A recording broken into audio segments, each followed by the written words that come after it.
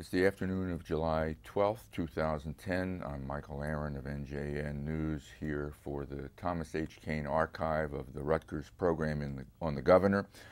We're at Governor Kean's Far Hills office for the third in our series of interviews with Governor Kean. We left off with him just getting elected in 1981 in the closest gubernatorial election in modern state history. It resulted in a recount and 3 weeks of uncertainty as to who would be the winner. Governor Kean won by 1,761 votes, I believe. We're going to pick up our discussion from that point. Governor, when we left off, you had been declared the winner of the election. And after we turned the camera off, you made a comment that I wanted to go back to. You said that one of the issues all summer long in running for the general election was whether or not to take a vacation. Do you recall talking about that? Yeah, whether to take a vacation in the summer during the campaign, because there are some really dead spots maybe down in August. And I decided not to, just to keep really going 7 days a week at it, because I was behind. And I've been told that some previous candidates had taken that time off in the summer and never really caught up again. So I didn't. I kept right going. I don't think I took a day off from the primary until election day. Looking back on that campaign, because we want to pick up a little bit on the campaign, what do you think were the three most important issues in your race for governor? The overriding issue was jobs. This state was in the worst recession since the Great Depression, and it was doing worse than some of the states around us. This has a familiar ring, but we were rated by the people who do those ratings as the least favorable state to bring a business to. And that I used in the campaign, saying I was going to change all that. And so, but every other issue I related to the jobs. When I talked about things like the arts, I said, you know, people don't want to live in a state where they don't have some culture in the community. And the arts are going to bring money to the state. And so I talked about exploding the arts budget, which none of the arts people believe me at that point. I talked about tourism. I talked about in terms of the fact that tourism is one of the largest employers in the state of New Jersey. And tourism had been declining in the state. And I said, we have to re-energize that. We have to get a tourism budget. We have to really promote the state because that's going to bring in jobs. And then I talked about the obvious things, things we could do with taxes, things that we could do with promoting the state, things we could do with transportation to bring people into the state. But everything I talked about, including even the environment. I talked about, you know, if you look at where the corporate headquarters move, they move into nice areas. They move where there are parks. They move where there's open space. And so you've got to keep again, all of it related to jobs, because we were doing so badly and it was such a bad recession. The state was being hit so hard.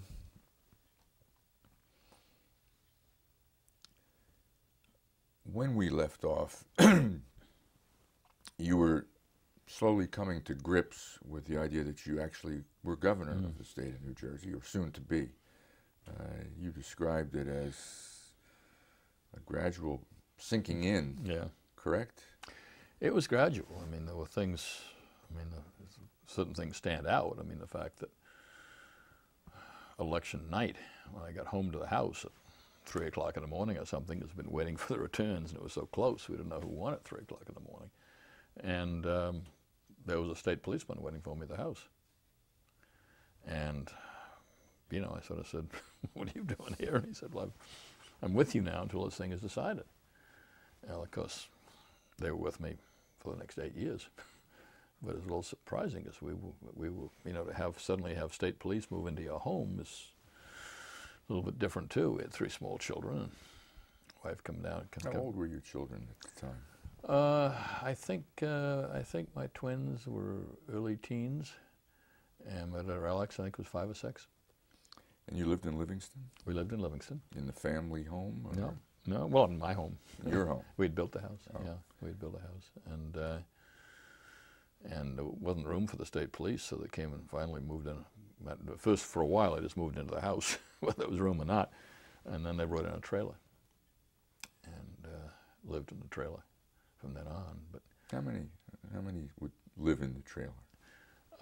There was always one at night, so there was always somebody there at night.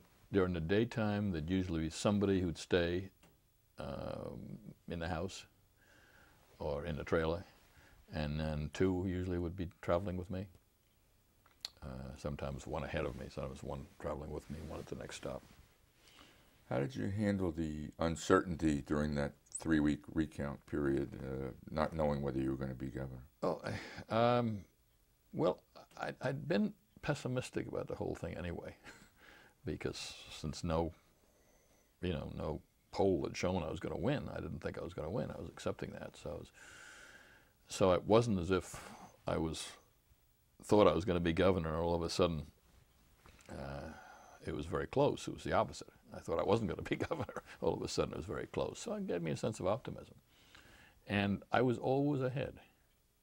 From election night on, I was never behind. So even though it was very few votes and it could change any time, at least I had the idea that it had to change against me.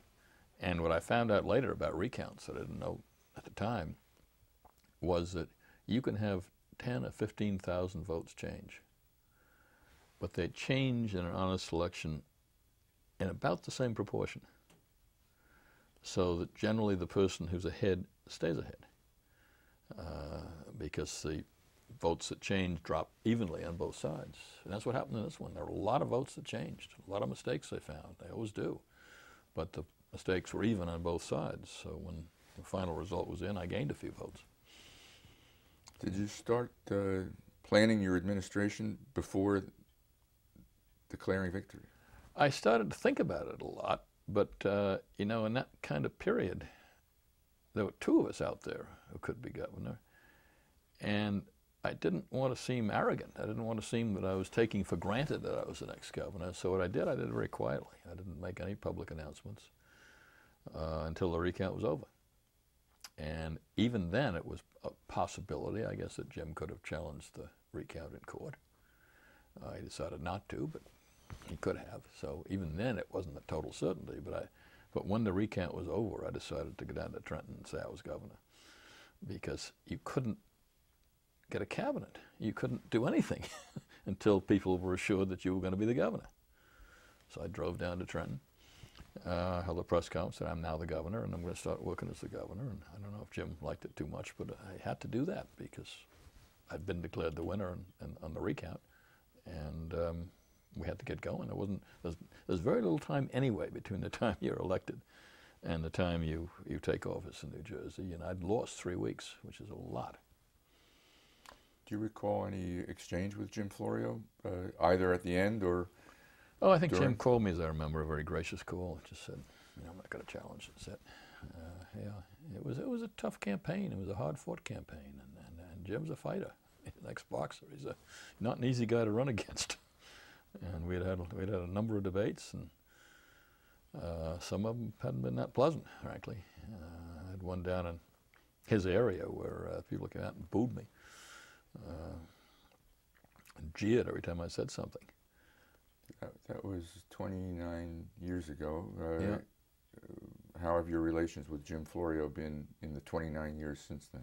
Oh, they're fine. I mean, I think for a while, I think Jim thought he was going to run against me 4 years later, and then he decided he took some polls, and I think backed out, decided it wasn't the time to run against me because I was doing very well at that point.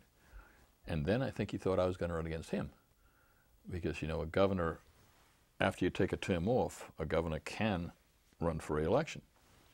And I was running way ahead of everybody in the polls had I done that, including him. And I think he was convinced that I was going to do it. And so he was He wasn't that administration wasn't that friendly. That would have been 1993 after his first term, and you had set out a term. Was there a thought in your head about doing it? None, absolutely none. Why not? And I said, I'd done it. I think 8 years is enough to be governor. I really do. I think it's enough for a person. It's enough for a state. I think rotation is good. It's not bad. And I don't think you have the same freshness. By the time you're giving your 8th or 9th budget message, it's just not the same. By the time you're marching in your 8th or 9th St. Patrick's Day or Columbus Day parade, it's not the same. You don't, I think you've got to be, governor is such a tough job that you've really got to be enthusiastic about what you're doing day in and day out. You've got to be excited about it, internally excited, and seeing the challenges and trying to overcome them. I think you get a little comfortable with any job after 8 or 9 years, no matter how good it is. And the friends of mine who are in states where governors are allowed to run for re-election, who served more than 8 years, 12 years, in some cases 16 years, were not happy. I mean, they'll tell me privately, I sort of wish we'd quit after 8 years. You say governor is such a tough job. I think we can all imagine how it's a tough job, but it might be useful to hear from a former governor how it's such a tough job. How is it such a tough job? Well, it's a tough job in New Jersey because you can do so much. I mean, it's cliche, but we are the most powerful governorship in the country. And therefore you can make a difference, and you're involved with everything. You haven't got an independent attorney general, really. You haven't got, you appoint all the judges. You've got veto power over the authorities. I mean, other states don't have that. You can make changes in the budget. Other people can dream of that in the other states. Governors Association, they nicknamed me the Ayatollah Kean when they found out all the powers I had that they didn't have. And so you can do all these things, but the buck stops at you. And to get your arms around it all, I mean, you really got to, I think this is true probably of President of the United States too, but you've really got to decide you are going to do 2 or 3 or 4 things, and that's what your attention is going to be on. And then you got to appoint the very best people in the world that you can find and get to work with you to do the rest. And you've got to depend on them. I mean, you can call them up short if they're not doing what you want. They've got to follow administration policy. But my policy was, other than the things I was really concentrating on myself, was to really find the most able people I could and give them their heads. And let them innovate, let them bring to me what they thought the right things were to do in their areas. And I, of course, had the final approvals. But I think if you appoint the best people and give them their heads, they're going to give you everything they have. And you get the credit or blame for what they do anyway. How did you go about appointing your initial cabinet and staff? I think differently than any other governor ever has. I didn't know enough good people, frankly, to appoint to the cabinet. I did not want to take a lot of people from the campaign because they're different skills. So I didn't know, even the areas I knew best. I mean, I didn't know, even though I'd been probably the leading environmentalist in the state up to that point, I didn't know really who was the best person to be my commissioner. Education had been always my top priority. I didn't really know who I wanted as education commissioner. So I did something fairly unusual. I hired a search firm, local New Jersey search firm, and told them I wanted them to screen and to find me the best candidates for each of these positions. And even if I thought I knew somebody who would be good at the position, they had to go through a screening committee process with the other candidates. And then I took an old friend, 2 old friends really. One was Tony Chikatilo, and the other was Nick Brady, and told them they were going to be head of the process.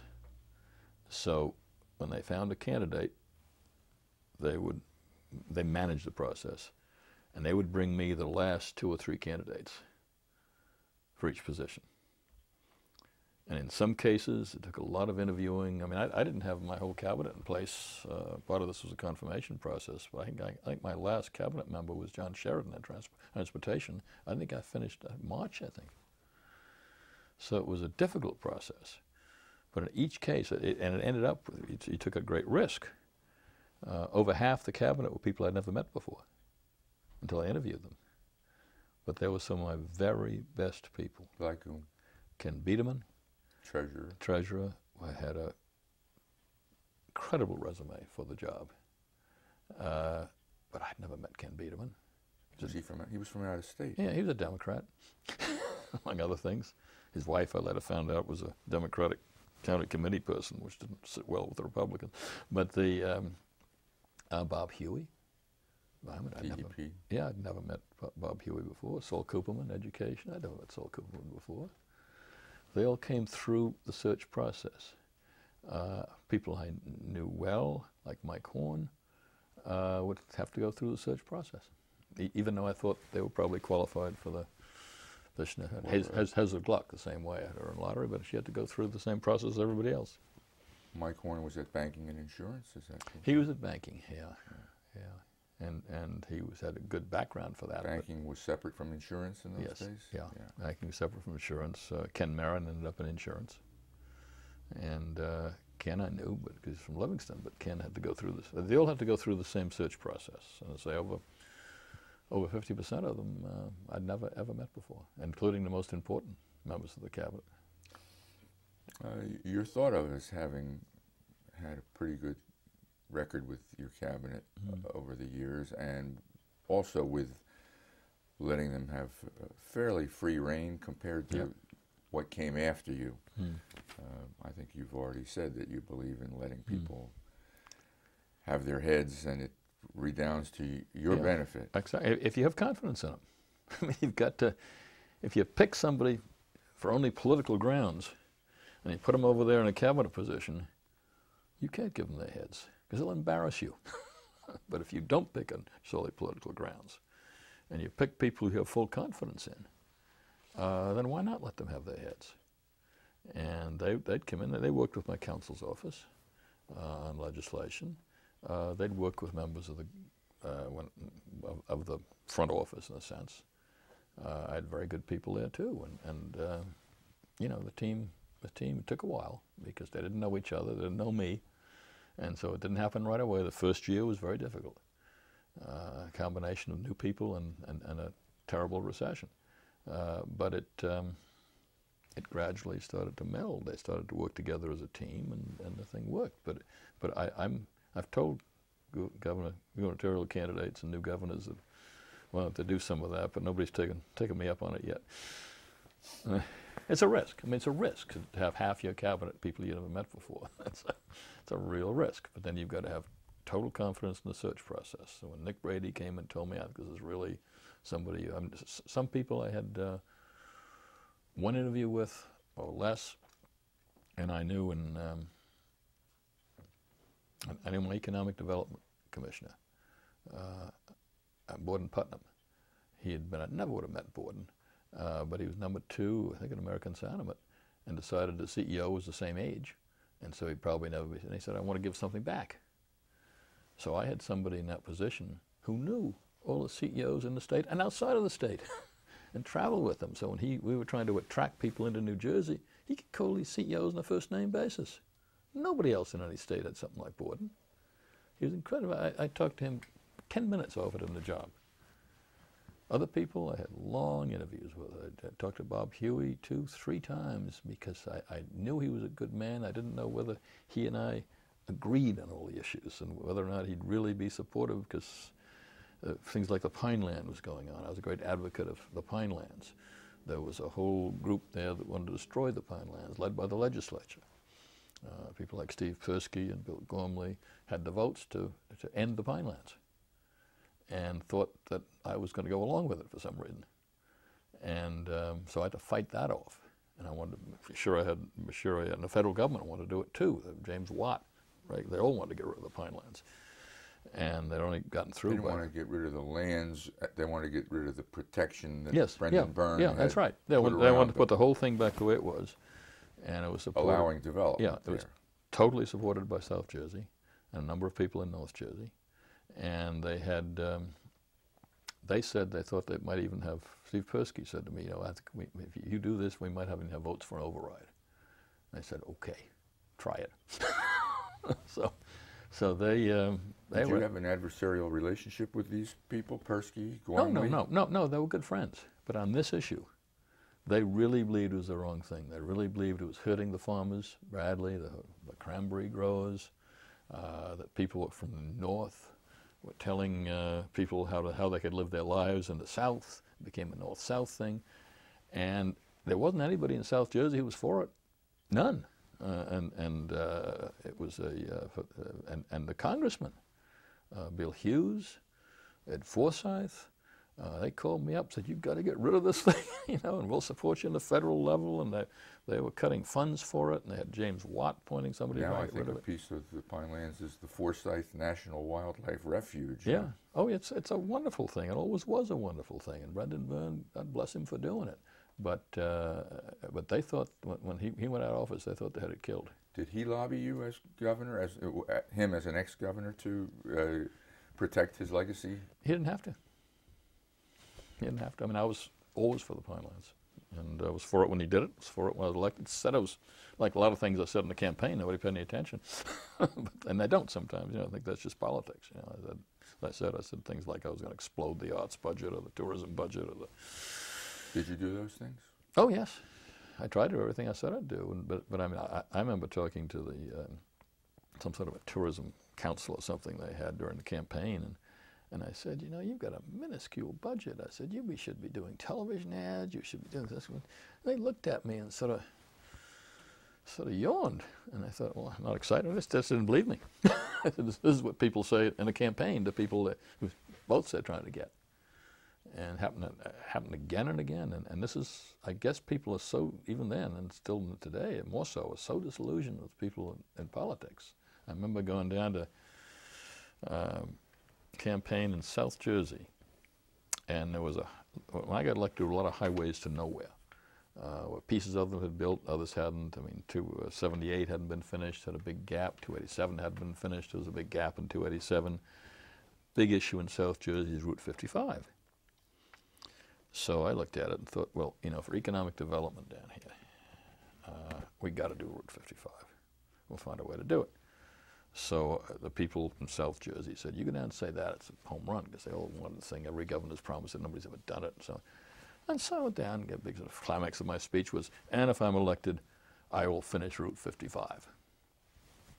And I sort of looked at a couple of polite claps, nothing more. And I talked to, I think Jim Hurley was the guy who in Millville, he'd been a friend of mine from the legislature. And I said, Jim, you told me this is a big deal down here. He said, you're the fourth or fifth candidate who's come down here over the years and said he's going to do it. Nobody just believes you. So he just, they just didn't believe me. And did you finish? Oh yeah, we did that. Yeah, we did it. Your transportation commissioner was John Sheridan? John Sheridan. Had you known him before? Yeah, not well. I knew him, and he had been the executive director in the Senate, I think, or worked in the Senate, and I'd been in the Assembly, so I knew him, but I didn't know him. I didn't know him that well. And he was the last. He was the last person I was able to get in place. Really? Finally. Well, yeah. Why did it take so long? I wasn't sure about John. I didn't know him that well. And it just took a lot of interviewing, and frankly, I wanted to look at other people. And it just took a long time to get it. As it turned out, he was brilliant. I mean, I think many people would say he was the state's best transportation commissioner. But worked out well. But I'm delighted I settled on him. Your Attorney General was Erwin Kimmel? Erwin Kimmel. He I knew pretty well.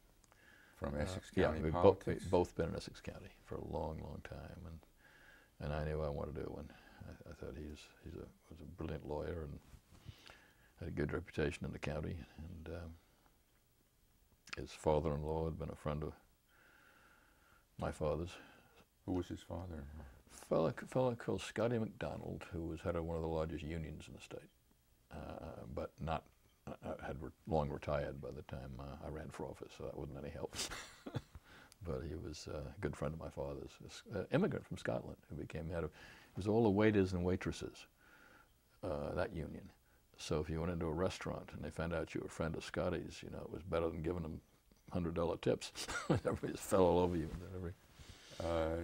And had Erwin Kimmelman served in the legislature? Or? He had served in the legislature, not with me. From Essex County? Essex County. He had run for the legislature and been elected, and then I think been beaten in a primary, I think. Before you got to the legislature? I think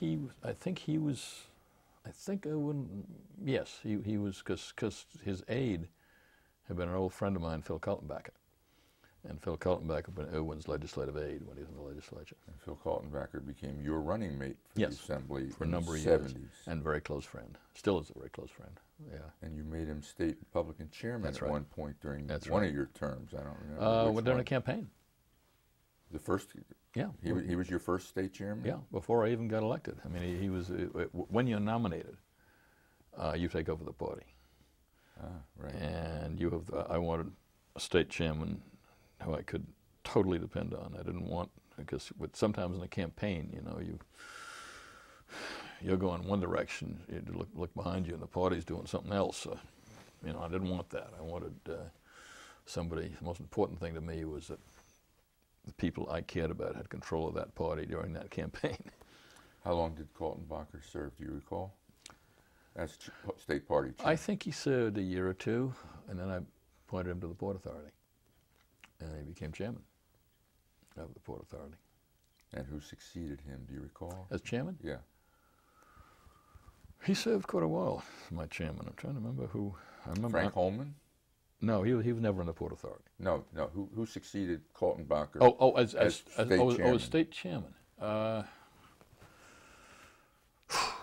Frank Holman. May have been Frank Holman. Yeah, I'm trying to remember if it was anybody in between, but I think maybe not. Maybe it was Frank Holman. And Frank had. What was his pedigree politically? Well, when I was running for office, I was told I ought to meet this guy called Frank Holman because I didn't have any support in the organization. I was sort of the outsider running as far as the organization was concerned. And I met him at a diner in Ocean County, just off the Parkway. He was an Ocean County guy. Yeah, he was an Ocean County guy, and I think he had the Egg Republicans or something. And Frank asked me a lot of tough questions. You know, he's interviewing me. And a lot of tough questions. And then after he said, all right, he said, when I'd come down, I don't know what car I'd come down with. Everybody was a foreign car. He said, I don't want to see you down here again in that car. He said, get rid of that car. Next time you come in an American car. And by the way, I like you very much and I'll support you. That's a good story. Which is a big deal because the whole organization, Ocean County, was against me. And to have... He was a former military man. Yes, he was. He ended up a general, but I think he was a colonel or what have you. Yeah. Oh yeah. Yeah. He was and he was a tough guy. When he was for you, when Frank was for you, he was for you 100%. He'd go through a wall for you. I found that out. I mean, he went and took on the whole organization, Ocean County, whole thing. Took me to see mayors one by one. We beat them at the convention. Beat the organization. This is in '81. Yeah, yeah. How about the governor's staff? How did you go about selecting your key inner office chiefs? There it was people I knew. I mean, I didn't go interview for people I didn't know who were going to be right around me. And I had Lou Thurston, and Lou had been, again, with John Sheridan, working for the state senate, but I'd known Lou for a long time. And I brought Lou in. You brought him in as chief of staff? Yeah, Lou had done my transition. Lou had been, I don't know if they still do what they should, but when you run for governor, you take somebody who's not going to be involved in the campaign, but who knows state government, and you tell them you want them to work in a transition. So that when... Even before Election Day? Yeah, long before Election Day. And Lou had been working down there in the state senate for years. and he knew where all the bodies were buried. And so he worked as what was happening in departments, what was happening in the budget, what was happening in this, what was happening. So he had a plan for us by the time Election Day was over. And so he was doing that. So he was logical to assume that role.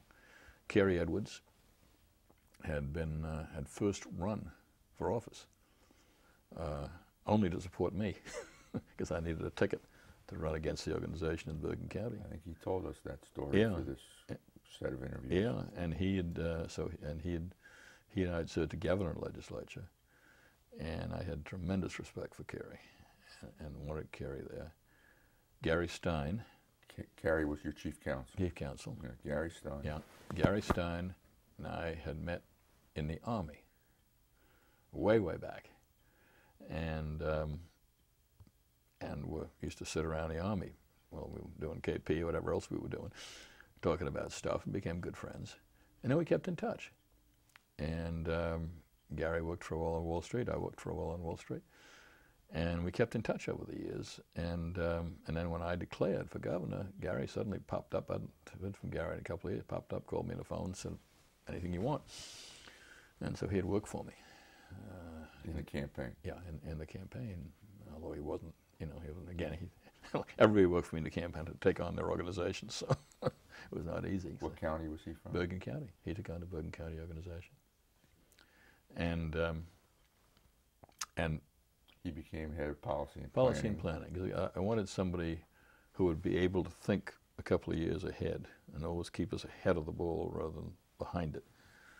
And that was tough because there were so many things that had to be done that first year or two that Gary, I think, ended up planning, but planning things that had to be done right away and not things that I originally envisioned. When later on, he could do that, and Brenda Davis' successor certainly did it.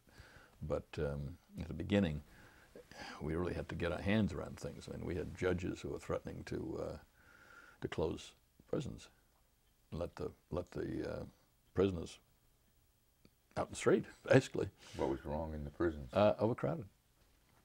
And we hadn't built any new prisons for maybe close to 100 years. And it was really overcrowded. What was happening is people were backing up in the county prisons, and they were becoming way overcrowded. People were living in terrible conditions because the state prisons were full. And so and it was happening in other states too. It was a result of a lot of the mandatory sentences that were passed in those years, particularly drug laws, and the prisons weren't ready for it. And so by the time I got in, we had judges in New Jersey and in other states. We had judges who already let people out, and judges in New Jersey were saying, if we don't do something about this, you cannot keep people in these conditions. So what did you do? Well, I told Gary Stein, I said, you come up with a plan for me.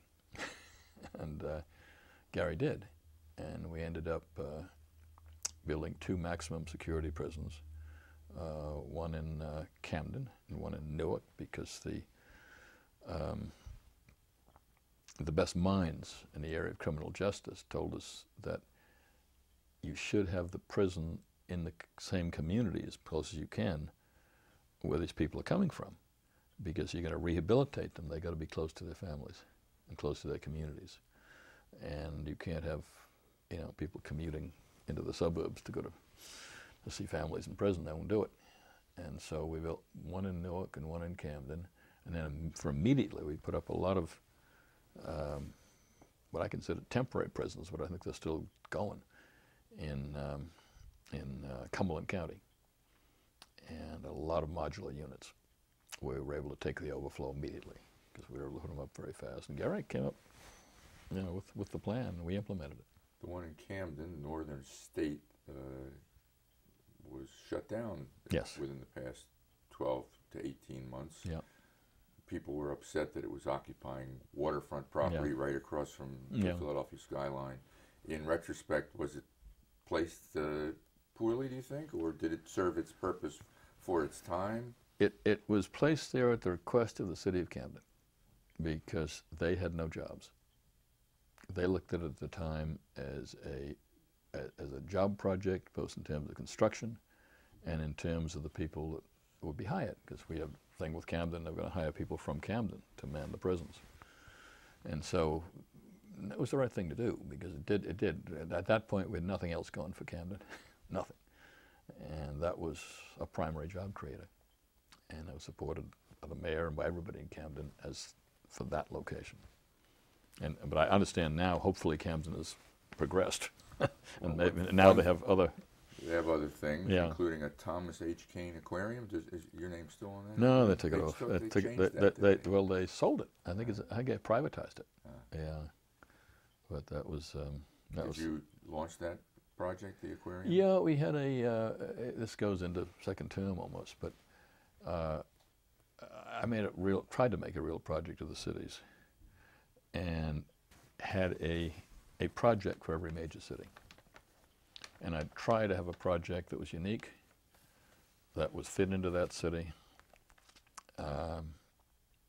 and would bring people into the city. For Newark? For Newark, we did the Arts Center. For the city, we did the Science Center. For Jersey City, the Liberty Science Center. Yeah, Liberty Science. Patterson, we did a whole area around the Great Falls. New Brunswick wanted a cultural thing, so we built some theaters, a thing around culture. Trenton wanted to move the state back in, so there's a lot of office buildings then outside of the state. So we built a number of state buildings and moved people back into the city of Trenton. Camden was the aquarium, and I had my vision was not just the aquarium, because you can't just have one thing, but we had an agreement from RCA, who was then in business, that they were going to build a space museum to show their contributions to sending people into space.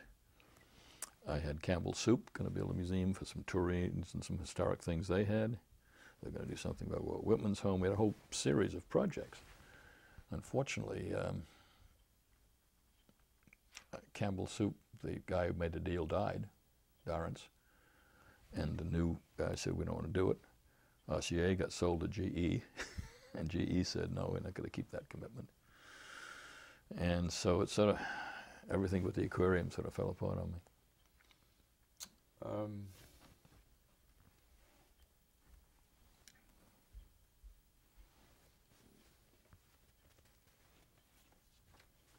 It's another story for later on, but I came this close to getting the 76s and the Flyers into Camden, but that's the end of second term.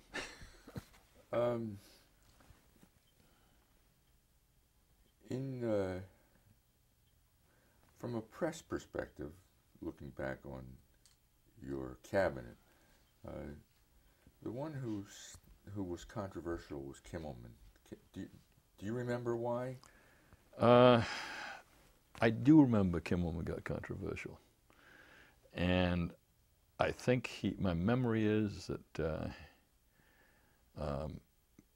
that he took over a box or something at the stadium at one point, that he was, because the Attorney General was automatically on the Sports Authority. And Owen got a little too enthusiastic about that at one point as far as friends and everything else. My memory is that was one of the controversies. There may have been some others, but I don't know. And you appointed him to the bench maybe 2 years after. Yeah, it was nothing. It was nothing to do with his competence as a lawyer or Attorney General. It was the fact that whether he was taking advantage of this or that. Whether he was using a car or a helicopter. I think he used a helicopter a couple of times when perhaps he could have driven. Yeah. I also remember from the first year that the tax issue was a big issue in your first year. You had wanted to hike one tax, and the democratically controlled legislature had said, no, that's not the tax we're going to make you hike. Yeah, that's Is that right. correct? Yeah, it's a... Can you tell that story? Yeah, it was... we had, I'd say, this was a terrible recession we were in. And now it seems fashionable always to say that whenever you have a recession, it's the previous governor's fault, but I don't think I ever blamed it on Brendan, but we had a $1 billion deficit, which in those days was a lot of money. I don't know what it would be equivalent to now, but $3 billion or something, I don't know, but it was a huge deficit and growing. And Ken Biederman would come into my office about once a week, and he'd say, we're down another 150 million, or we're down another 200 million. And it just seemed like drip, drip, drip, no matter what we did, the state was going, and it was not just, it wasn't the budget that we were working on. It was the previous year's budget that wasn't in balance anymore. So we not only had to come up with money for next year's budget, we had to come up with that year's budget. And so I met with a number of people on the problem, and it was, I had one choice, two choices rather. We either had to find some new revenue, or we had to cut aid to the schools. Because that is, as it is now, that was such a major portion of the budget. So we cut, I had a whole, I mean, we did every economy we could. I started something called the Governor's Management Improvement Commission. The Governor's Management Improvement Plan, GMIP. GMIP. And for GMIP, the idea was, it was headed by the leading CEOs in the state. The head of Johnson & Johnson, the chairman of Johnson & Johnson, the chairman of, I think then it was the company in Newark that was huge then, like a Bob Van Fossen, Mutual Benefit. There was a third one, but anyway, it was the top CEOs. And then they got the other CEOs, so the whole business community bought into it. Was Al Fasola your yes. man in charge Al of was that? the guy in charge of that. And the idea was that they would send people in, the business community would donate people to every single government department and agency. And they would work for, I don't know, it was 6 months, I don't know how long it was, but they would work in that agency. At the same time, everything would be made transparent. So we'd turn over the whole budget to this group of CEOs and their staffs and everything else, and for their suggestions. And at the same time, on the other side of it, we had a number of top state workers who went and worked for the private sector for those 6 months. The idea was for an exchange. And that worked enormously well. I mean, the state employees learned a tremendous amount. I remember the CEOs saying, you know, well, people tell me, you know, those were really good people. We didn't know you. You know, they didn't understand how good state employees were, you know, how able these people were. And so that worked well on both sides. And they did. They came up with a long report. Now, some of it was totally impractical because they didn't take into account things like contracts and the kind of things that business doesn't always have to deal with, but that we do in state government. And there were some things that were impractical because looking at the legislatures, you know, there weren't 3 votes for them. But others, yeah, we saved a lot of money. I don't remember what the exact amount was, but there was a lot of money that was saved by that report. But I wanted to do that first because I wanted to, until you had done that and really gone over the state budget and said, you know, we've looked at it with a fine-tooth comb, these are the savings you can make, you couldn't go ask anybody for new revenues. And, but once we had done that, and the recession was still deepening, that was just 2 choices. I mean, you either could have real whack at state aid to schools, and I'd run an education. It was one of the things I'd run on. I wasn't going to do that. Or you find new sources of revenue. So my first choice was because I thought the recession wasn't going to last that long. I was hoping. And that we could come out the other side if we did some basic taxes that weren't going to cost like every governor. I thought the gasoline tax was too low because it was so much lower than all the states around us. So I recommended that. And then a couple of minor taxes, I think, to raise liquor, I think maybe. And what was it, a nickel hike in the gas tax? Yeah, something like that. I don't know what it was. But it was enough, you know, if we put all these small taxes together, it was enough to get the budget passed. Legislature wouldn't buy that. They wanted me to do the major taxes. And politics, they wanted to force the Republican governor to hike the income and the sales tax? Yeah, well, and mainly the income tax, because they knew I really wanted to keep that low. Because I'd made the deal with Brendan Byrne originally, as leader of the Republicans in the legislature, that we were going to have an income tax, but the rate was going to be lower than the states around us, and there wouldn't be exemptions, because I thought rich people had always took advantage of exemptions. So that was the deal that I worked out with Brendan, and 76. yeah, and I said, all right, if you agree to that, then I'm going to free up Republicans who want to vote for it and vote for it, and protect them, which I did. So against revenge. Now we're in '82. Yeah, and who were the leaders at the time? Alan Karcher, and I think maybe Carmen Arecchio in the Senate. Right. Yeah. And so they rallied their majorities to force you to hike the other. It was mainly Alan Karcher. I think Carmen Arecchio was an old friend of mine from Essex County, but the and they actually, people forget this. Legislature actually passed a graduated income tax and sent it to me. To that point, it had been a flat rate tax? Not flat, but 3.5 top rate or something to 1.5 or something. It was graduated, but not much. And they made it more graduated. Or the top rate. Yeah, they sent me it was it was a big increase in the rates. So you conditionally vetoed that? No, I totally vetoed it. No. In fact, I vetoed it. I sent it back within the same hour they sent it to me. And so that was stalemate. And then, of course, what happens then, you start the negotiations. Who negotiated for you? You or somebody, or your staff? I think I did a lot of it. I'm sure Kerry was involved. He was involved in everything. But I had to do that one, really, basically. And my memory is Carmen was fine, but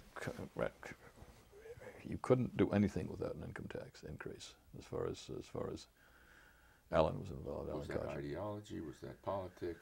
I think a little bit of both. I mean, they really wanted me to sign an income tax increase, and so we finally negotiated, and finally I agreed to what amounted to a very small increase in both the income and the sales tax.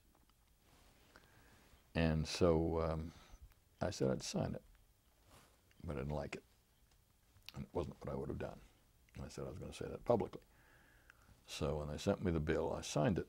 Do you remember what month we might be in, or we're probably in your first year as governor? Yeah, I think so. 1982. Yeah, I think so. Yeah. Spring. Probably spring. I don't remember exactly. But but I remember I signed it holding my nose. Literally. Yes, holding my nose. It's famous that you said, I'm going to hold my nose and sign it, but I wasn't sure whether that was rhetoric or whether you literally... I literally held my nose. And I said to them, when I signed it, I said, look, I don't think this recession is going to last forever. And when this state comes back, as it will, I will promise you that we're going to decrease taxes. And the staff thought that I'd finished myself by signing that, that I'd signing a tax increase. And there was no movement in the polls whatsoever. I didn't go up, but I didn't go down. I wasn't very high anyway that way. I was about where I was when I ran. But I didn't go down, didn't go up. What does that say to you? That taxes aren't as, if you explain to people, there's been enough debate. People understood the terrible problem the state was in. I made it clear that the choice was the school kids or the tax. I made it clear I didn't like it, and I made it clear I was going to get rid of it, or not get rid of it, at least decrease taxes the first opportunity I got. And people bought it. Well, the recession did end, and times got good. Were you able to roll back those taxes or not? Yeah, we negotiated with the Democrats again, and we ended up with a different group of taxes. But we did. We rolled back a number of taxes, and the one that was most dramatic was, which I didn't realize, and it's now gone, but we basically abolished inheritance tax. It was a bill sponsored by John Paul Doyle. Democrat from Ocean County. Yeah, it was Ocean County constituents who didn't like that tax, all being senior citizens. And what amazed me, I didn't mind it. I didn't mind getting rid of it. We didn't get rid of it totally, but we got rid of it for direct descendants. And so if you want to leave it to your brother or something, like you still paid something.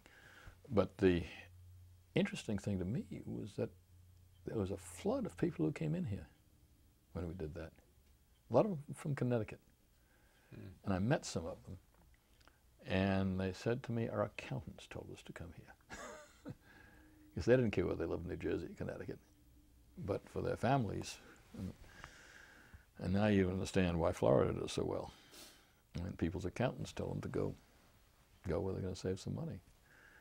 But, and then I think we said you can deduct the property tax from the income tax, which gave a reduction basically in both taxes. And that was very popular.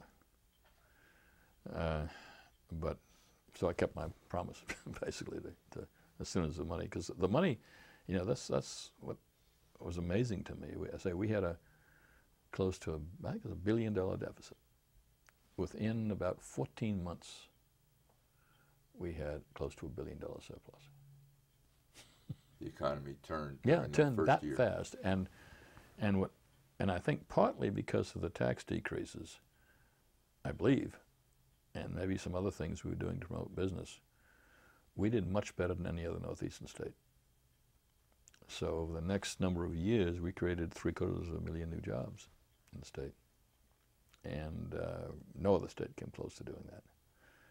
And I think part of it was because the tax decreases weren't only that, but some on business.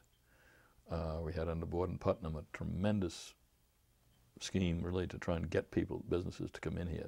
We changed from being, in those surveys, the last friendliest state to being one of the most friendly states to business. I remember speaking in New York once at the Waldorf with dinner with Governor Cuomo. And he got up and said, Tom Kean is here, and I hope you've got change in the building or he'll take it back to New Jersey with everything else. There was kind of a heavy competition in those days, or a border war, as we call it in the press, between New Jersey and New York. Well, I used to argue with him on that one because I think I probably got along better with the mayor of New York and the governor of New York than probably any other governor. I mean, Cuomo and I became, and still are, very close friends. We had lunch last week. And we're still, I have tremendous respect for him, like him very much. I think he feels the same about me. Ed Koch and I used to have lunch or dinner together every couple of months. We became close friends too. But I used to argue, Cuomo understood it. Koch used to argue with me. But I used to tell him, look, New York City is a wonderful, wonderful place. But if you're running a business in New York City, time comes when one or two things happen. Either you want to expand, you haven't got the space for them to expand, or your taxes are just so onerous, you know, that they just can't afford to pay them anymore. At that point, they got two choices. They either move to one of the right-to-work states, let's say, down south, or they move across the river to New Jersey. If they move across the river to New Jersey, they continue to use your theaters, they continue to enjoy New York, your museums, your cultural life, and you make money from them still. If they move to someplace else, you lose them totally. So why aren't you helping them move to New Jersey? Ed never quite bought that argument, but he understood it, I think. That, by the way, is true, because a lot of those companies moved to Bergen County and Hudson County. You changed chiefs of staff after your first year. Yeah. What was that about? Well, I'd brought in Greg Stevens to work, starting off to work with on the public relations side with Carl Golden. Carl Golden was the best press secretary. Yeah, we forgot when we were talking about your staff. We forgot about the communications end of things. Yeah. So let's go back to that. You had Gary Edwards, Gary Stein, Lou Thurston, and the fourth of the four chiefs was Carl Golden. Yeah. And Carl Golden, I brought him from Washington originally. When I was in the legislature, there wasn't any communications person in either party, and I wanted one. And I went interviewing, and Carl Golden was working for Peter Frelinghuysen, who was Rod's father, who was then in Congress. And so I hired Carl. And so. This is probably 71 or there. Yeah, around then. Yeah. First communications director, and served either house of the legislature. And he was superb. Not only was he superb, he knew me inside and out. Because we worked together for 9 years, I guess, in the legislature, and then somewhat afterwards. And so Carl, you know, to have somebody, when nothing is more important than the person who's going to be your spokesman, the media. Because if they say anything wrong, it's coming from you. They are your spokesman. And if they don't understand you and say things that you wouldn't say, you can get in all sorts of trouble. And so to have somebody there who not only understands you, but instinctively knows where you're coming from and knows what you believe, it's just very, very helpful to an administration. And so Carl, not only in his competence, but in his knowledge of me over so many years, was just very essential. And we never had an important meeting. That's the other thing that some other governors haven't necessarily done. I never had an important meeting on any subject that Carl wasn't invited to, because I wanted Carl to understand not only where I was coming from, but how this or that policy was developing. I wanted to hear the arguments on both sides. I wanted to see how we came to these things, because then he could have better understanding and he could explain it better to members of the press corps. And so he was in on all the meetings. All the policy development meetings, always welcome. Would he pipe up? Oh yeah, he'd pipe up. You know, Carl's not a shy. he would pipe up, and particularly sometimes he'd say, you know, I know where you're all going. That's not going to work. You know, or I can't sell that, or the legislature's not going to buy that. I mean, he was very much. He'd pipe up not necessarily in the elements of policy, but he'd pipe up on his particular expertise and knowledge about where that policy might go from a public point of view, and how easy it was going to be to implement or not implement, or how easy it would be to sell or not sell from that point of view. But he was, I could never get Carl interested in anything outside of the written press. He was a newspaperman from his toes to his head. By that you mean you couldn't get him interested in what? Well, the world was changing. Television was becoming very important, and radio was still important. So on, Carl was just not interested. I mean, I talked to him about it and say, you know, Carl, I want to do this. You know, it's important now, and it's always irritating to govern New Jersey. You've got to go into New York or Philadelphia, particularly New York, if you want to reach people. And so I'd say, Carl, I really want to do. I said, oh, all right, we'll work on it. You know, you'd never hear anything. And Carl would be off talking to somebody from the Bergen Record in the corner, and that's when I brought in Greg Stevens. I brought him in specifically to work with the media that Carl just was either not inclined to work for, or couldn't work with, or whatever. So Greg was brought in from that to do that. And then as he came in and worked, it became obvious to me he had the skills, political and otherwise, that I needed in the chief of staff's position. Lou was a policy person. You know, he's a policy wonk, some people used to say, and but he didn't return phone calls very often. He didn't do this or that. He's probably not suited for the job, and so we made that change. Let's take a little break. Okay. And pick it up in a minute or two. Okay, move on. Michael. When did the economy start to turn around? I think it started turning around midway in my second year, and the turnaround was pretty fast. I mean, it didn't. All of a sudden, you could almost feel things pick up, and you could certainly see it in the state revenue starting to pick up. People got a little confidence back. They started to go buy that new car, and the sales tax increased, and things were nice. You know, I'll tell you something. I don't know if it's still true, but the strange thing was, when everything was going the other way, there's only one state revenue that increased. Who? The lottery. And amazing. Every month, everything else went down, lottery went up. And I guess people in difficult times are willing to put something on the dream. You know, just say maybe it'll hit. But there's the only, Hazel Gluck would come in and say, I got 150,000 more for you or whatever. While you were joining, or while you were enjoying the turnaround, the President of the United States was also enjoying Yes. the turnaround. The 80s would be remembered as a boom decade. Yeah. Did you have much interaction with the Reagan White House? I had a lot. After they didn't, I don't know if we talked about it, I had a problem in the campaign with it when I said I wanted to fire Jim Watt. Yes, but we did talk about yeah, that. but New Jersey was then a swing state. It had voted for Gerald Ford. It had voted for Reagan, but the majority of people may still be Democrats, so it was a swing state back and forth. And so, swing states are where presidents come when they have trips. So Reagan came to New Jersey a lot. And when the sitting president comes and you're a governor of that party, you were his host. Not only are you his host, but you probably tell him where to go or advise him where to go. And Reagan came in a lot, and I would be with him. I would meet him at the airport. I would drive with him to his stops. I would introduce him to whatever the thing was. I would decide what areas of the state he should go to.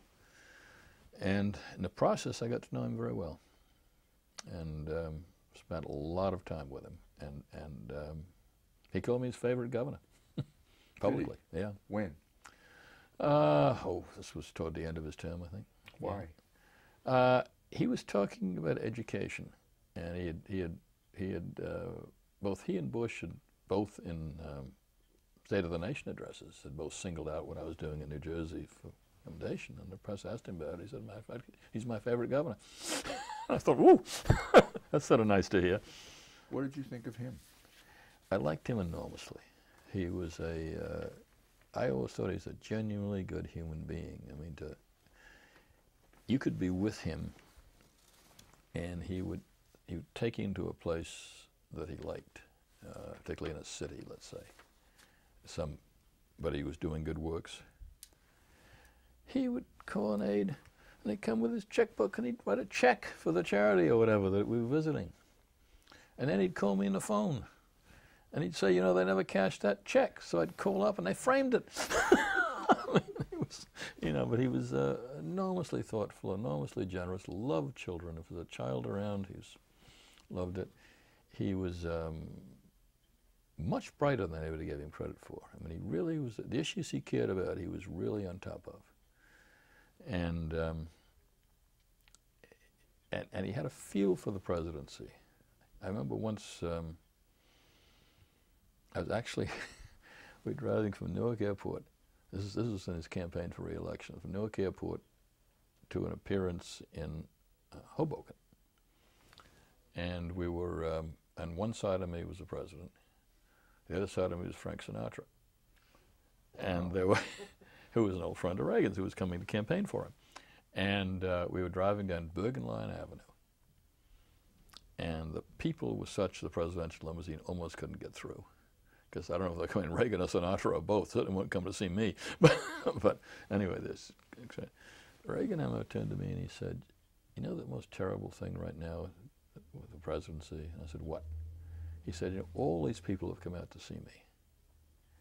I can't get out of this car and greet them." He said, "The President of the United States should be able to greet the people." And he said, "Now they won't let me." And it was after he was shot. Mm-hmm. And security just come like that. And he was really upset by that. But I spent, lots of time driving around with him and lots of time flying around with him. And I was head of the Republican governors, so I took them down to the White House to see him. He was a remarkable man, and if you'd ask him a question about policy, he'd say, "You know why I believe that?" He'd come up with a story. Something had happened to him when he was young, something happened to him in Hollywood, something he remembers from his father, whatever. But he always had an illustration of why he believed this or that. And it was, and you understood better because anybody who can do it with a parallel is probably a better illustrator anyway. But he was a wonderful communicator, just in conversation, let alone, we didn't agree on everything, and we disagreed on some stuff, but he didn't mind that. I mean, he was a very inclusive Republican. I mean, his famous statement was, you know, the 11th commandment is don't speak ill of any other Republican. And I think if some of these Republicans now are always yelling at each other, I think, and then they say the model is Ronald Reagan, and the model's not Ronald Reagan. They didn't even know Ronald Reagan. People, because he didn't care. I mean, he instead of some fundamental things you agree on, there's some things you disagree on. It was fine with him. It was okay to speak ill of a fellow Republican? No, not with Reagan. No, but not in public. few in private, but not in public. No, he didn't. I mean, he would go up and campaign for John Chafee in Rhode Island, who was liberal, and just as soon as he would come and campaign for somebody who was very conservative down south, and all part of the same party, all want to do things together. He'd emphasize the things you agreed on, not the things you disagreed on. He and I had a few disagreements, and he was, we'd talk about him in the car, and he'd try to persuade me his point of view. You said you were head of the Republican Governors Association. Yep. How early into your governorship did that occur? Do you recall? Oh yeah, then later on. It was actually, I'll tell you when it was an interesting time. I was head of the Republican Governors the year that Reagan had problems with the business in Nicaragua and the Contras, Iran Contras, and all of that. Affair. Yeah. So that's well into your second term. Yeah. And he was. He asked me to bring it because he was in trouble. He asked you to be head of the governors? No, I was head. No, the Republicans elected who they was. The other governors elected me, but I was the head. And he called me and he said, "Will you bring down the governors with you? Because I'd like to explain to them what's going on and get their advice." So we all flew down. I remember we flew down. I had the Republican Governors Conference in New Jersey, and I remember so we had all the governors here. Anacon. Yeah, I think outside Princeton. Yeah, that's exactly right. And somewhat part of it in Parsippany, I think. Anyway, we had them for a couple, 2 or 3 days, and so we flew down. We got on a plane at Newark Airport to get down to Washington, and not a good day. The thunderstorms, the plane was shaking around and so on. The pilot got on and said, we got to Washington. He said, "Well, we're going to have to circle for a while. We haven't got like a landing clearance. A number of planes ahead of us." Well, you don't like to circle in the middle of thunderstorms. I had all the governors on board. And I saw this guy from the White House who had been sent down, sort of going up the aisle. About 2 minutes later, the pilot said, "We've been cleared to land." Did you say something to the guy from the White House? Or No, I didn't say anything to him. No, he heard the announcement. He knew the President of the United States was waiting to see how many governors we were, and he was not going to. I guess what the White House can do. I think that was around 87. Yeah, I think it was 86, 87. Yeah, he got down there, and I remember he was very upset because he frankly hadn't been paying attention. And he didn't do this stuff, but like a lot of things in areas that were not his expertise, especially, he was delegated it. And he was, but he was taking responsibility, and what he's asking us for is, what do you think we should do? And one of the governors piped up and said, "You got to fire your chief of staff." And Reagan said, "I can't put it off on him." It wasn't his fault.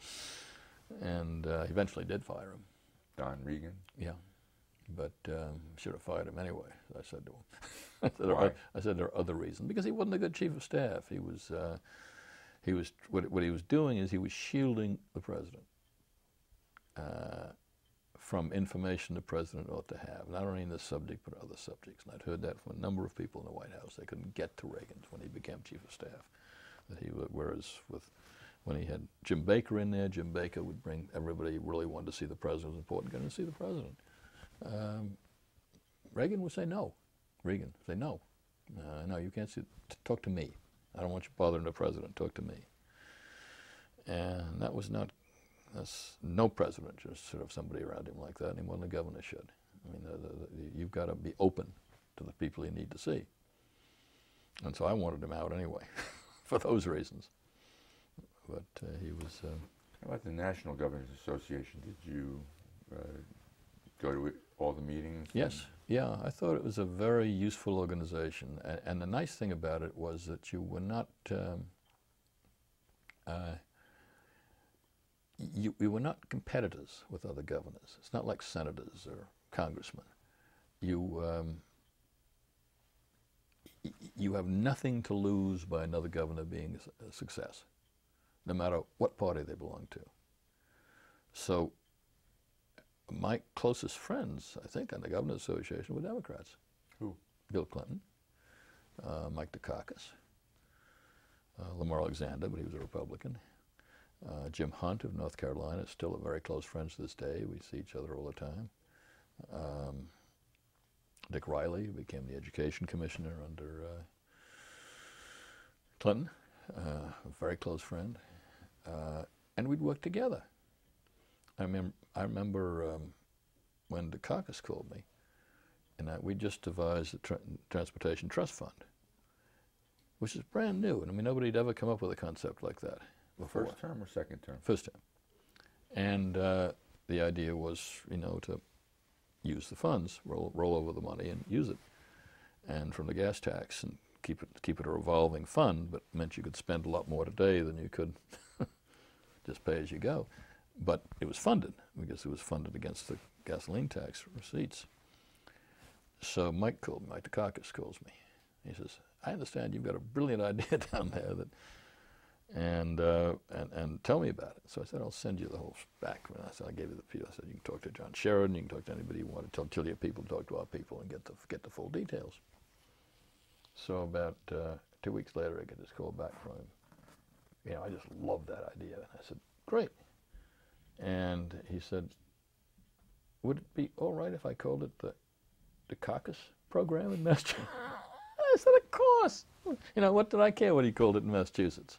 Did you call it the Infrastructure Bank before you Yes. called it the Transportation Trust Fund? Well, the first thing was, the idea was the Infrastructure Bank. And the Democrats blocked it. Because in that stage, they were blocking everything. I mean, the philosophy was, if we don't let this guy won by so few votes, if we don't allow him to get anything done at all, then we're going to win. Because we'll stop him totally. So they blocked everything, including the Infrastructure Bank. Now, probably, maybe the most important part of the jobs program was that Infrastructure Bank, or the Transportation Trust Fund, because it enabled us to get us the money so that if somebody wanted to come into an area, we could help them with transportation, and we could finish those highways, and we could do that stuff that the state had to have for its economy. So I was furious about it, and so we worked on it, and that's when I started making alliances with organized labor, because their people, as a recession, their people were sitting idle. Couldn't get work. And here was this proposal this Republican governor had made that would get all their people back to work. So they started coming in to see me and saying, what can we do? And so I said, well, you know, you know some of these Democrats, you support them, you campaign for them, help me out. So we got it going, and it got stopped. It got stopped again in the Senate. And the message came from the Senate, it's dead. Democratic caucus has killed it. And I just happened to have a guy called Richie Tashia, who was one of the labor union guys, and a couple of others sitting around the outer office. So I went out and said, guys, you know, we've done our best, but they've killed it in caucus. They said, who killed it in caucus? I said, Democrats killed it in caucus. 3 or 4 of them said, come with us. 3 or 4 of these big guys said, we'll be back to you, and charged down the hall. Evidently, they burst into the room, the Democratic caucus, told the Democrats basically if they ever wanted any campaign money from or any other help from organized labor, they would turn around that vote. They came back to the office and said, don't worry, it's done. The Democrats passed it. But it was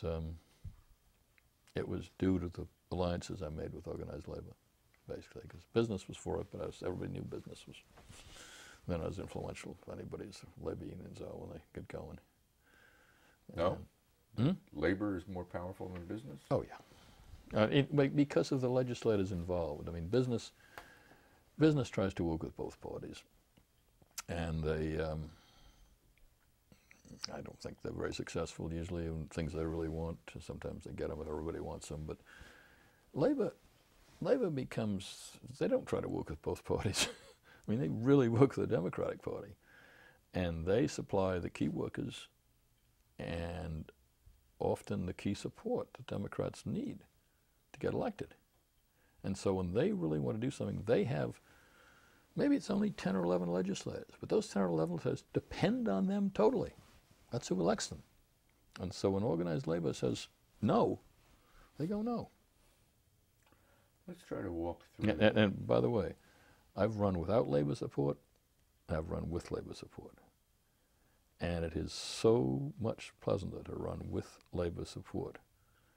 Those guys appear at every rally. You can be at a small rally in Ocean County, and they'll send 10 people there with signs for Kean, that kind of thing. And it just 81 was without, and 85 was with. Yeah, 85 was with. They had promised me. They said, if you really do what you've promised.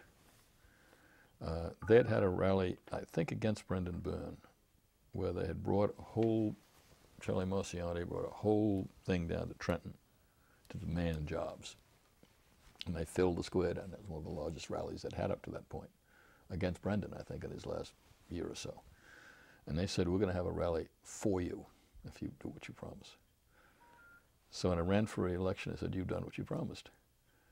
And they had a huge rally of hard hats in the center of Trenton with cranes, all the equipment, and it's quite wonderful. So I say it's much better to run with them than against them. But that alliance was built around the Transportation Trust Fund. What other issues? What other issues were dominant in the first term?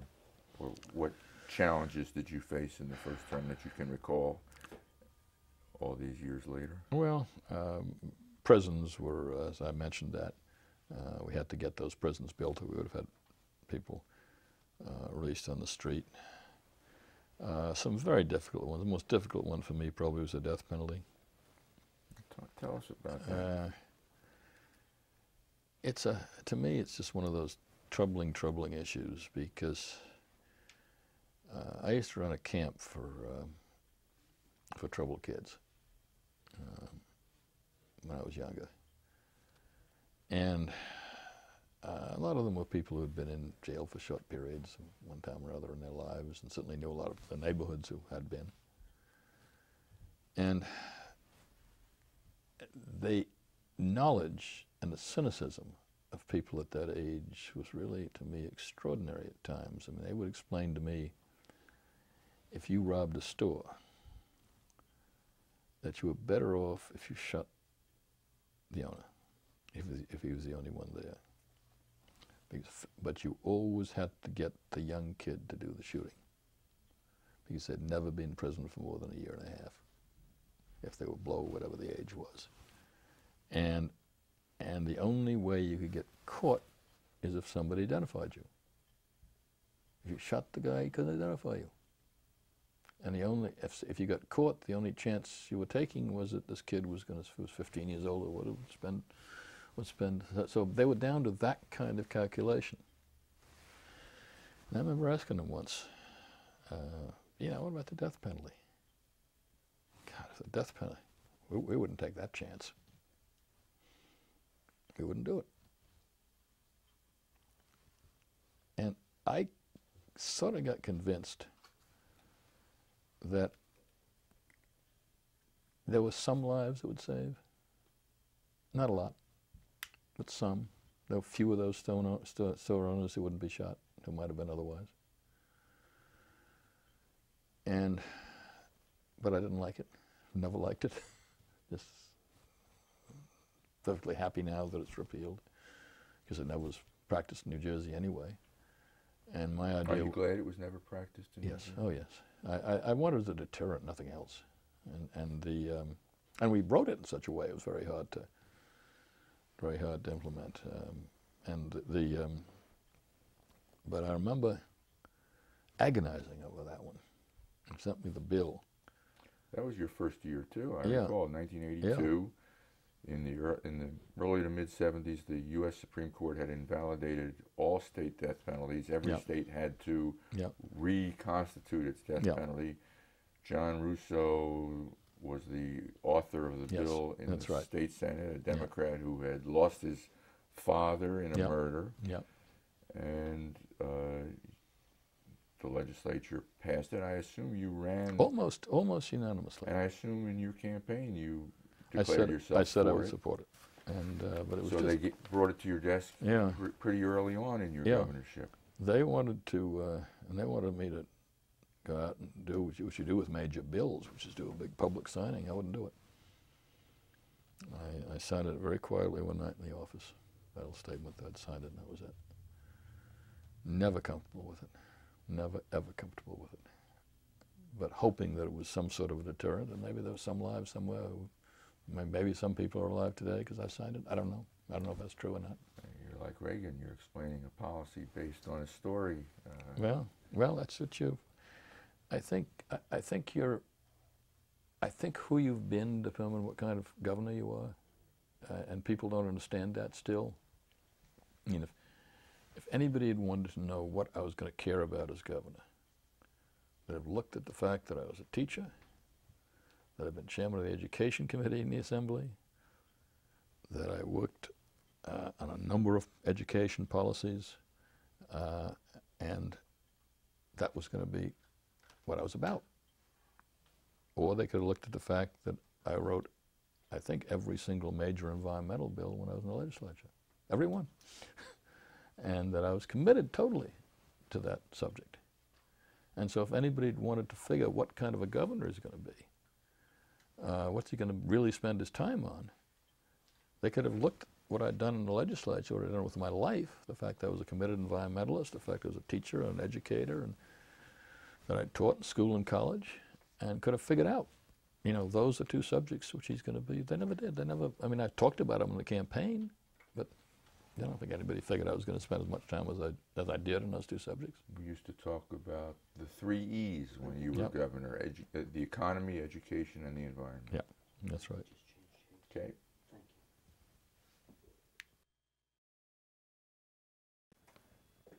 So the death penalty was one of the things that stands out in your memory from the first term. Oh yeah, I think well, what years these things were. I think South African divestment was first term too. I think it was too. Let's talk about that. Yeah. I think it was 1984. Yeah, I think so.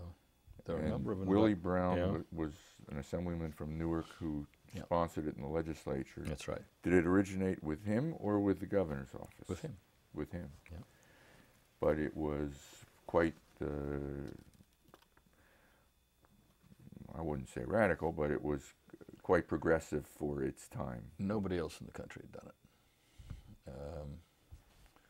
And the administration in Washington didn't want me to do it. Why not? Because it was foreign policy to them.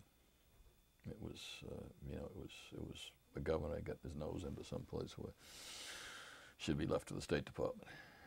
And why did this governor get his nose into it? Well, to me it became a moral issue, but it was a tough one because almost all of our major New Jersey industries had businesses in South Africa. All the drug industry did. And they thought they were doing the right thing. And they were. Because they would tell me, I'm sure this is right, that without them there would be no employees and employment for African Americans because they refused to discriminate. So in their business in South Africa, they had open employment for African Americans, or not African American, but black and white. So, and there was what they hoped I'd do if I insisted on doing anything, was conditionally vetoed into a bill of, I don't know who did it, but there was something called principles of some, where this is what anybody who does in South Africa should do. You've got to have equal employment, you've got to do this, you've got to do this, and there was a series of principles that somebody'd have to follow. And a number of the companies, including our drug companies, already agreed to do that. Most of them had, I guess. And I was, I guess, leaning probably in that direction. And then I remember I was driving back from New York, had the radio on. And up to that point, people have been talking about the gradual end of apartheid, that gradually it was going to end. And the head of the country gave a speech, and he said, "We're tired of foreign interference. Apartheid is our system, and we will have apartheid forever if we want." And I went back to Trenton, and I told the staff, I'm going to sign the bill. And never been more convinced it was the right thing to do. And and I must say, the comments I've had from people who were in South Africa at the time, Bishop Tutu said, "You were the one who made the difference." He said, "This is the first time that the leadership of South Africa had ever thought what they did might have real economic consequences. Because you had a huge pension fund, you were a major state on the East Coast, you were a Republican governor, and they figured if you did it, there might be a wave following." Was there a wave? No. Well, funnily enough, you know, I guess because of the business community in those days, I mean, even New York State didn't do it. But some cities did it. I think New York City did it, and some other places did it, and some people followed us. What it said was that state pension monies could not be invested in a company that did business in South Africa? That's right. That's right. So we would have to sell. And now, we had major funds, particularly in the New Jersey companies, the Johnson & Johnsons and the Mercks and so on, all the businesses in South Africa. So we had to divest ourselves of some of the major companies in New Jersey, which meant huge blocks of stock had to be sold. And I thought about it from a number of points of view. And I remember at the end, when I decided I wanted to sign it, I called in the state employee unions. And I said, "Look, this isn't my money. I will tell you I want to sign this bill because I think it's morally the right thing to do. But it's your money, not mine. So I want you to go out of here and talk to whoever you want to talk to and come back tomorrow and tell me, because I will not sign it if you tell me not to, because Willie Brown and some people were telling them that it's not going to cost them anything." I said, "It is going to cost you something. If you don't have the same universe of stocks to invest in, it's going to cost you something. So I'm not saying this isn't going to hurt your pension funds. It might. So think about that and come back and tell me tomorrow what you want me to do." They came back the next day. Every public employee union except one said sign it. Only one said don't sign it. That one you signed in public with some fanfare, yes. as I recall. Yeah, that was because I wanted to set an example. You know, by the way, the one union who asked me not to sign it?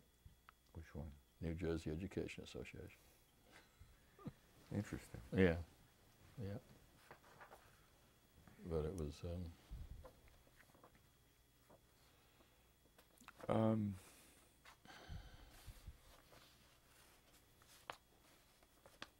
what else springs to mind from the first term in the way of...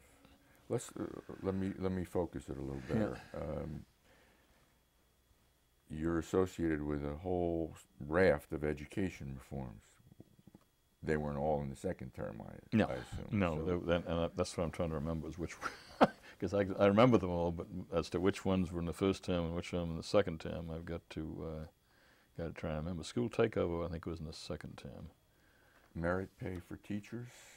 Not merit. I'm sorry, not minimum pay. Minimum. That was first term, I think. That was, Yeah, and that was enormously important to me because what we found was that the bright people from our own colleges were not going into teaching. And we were getting the bottom of the class rather than the top. And had been for a number of years. Now that wasn't good, getting the people who were bottom of the class instead of the top of the class into the schools. And so I started looking at the reasons for that. And one of the reasons was pay. At that point, there were people in South Jersey who, if you wanted to teach in school, you got $14,500. Now that hardly kept people together, body and soul.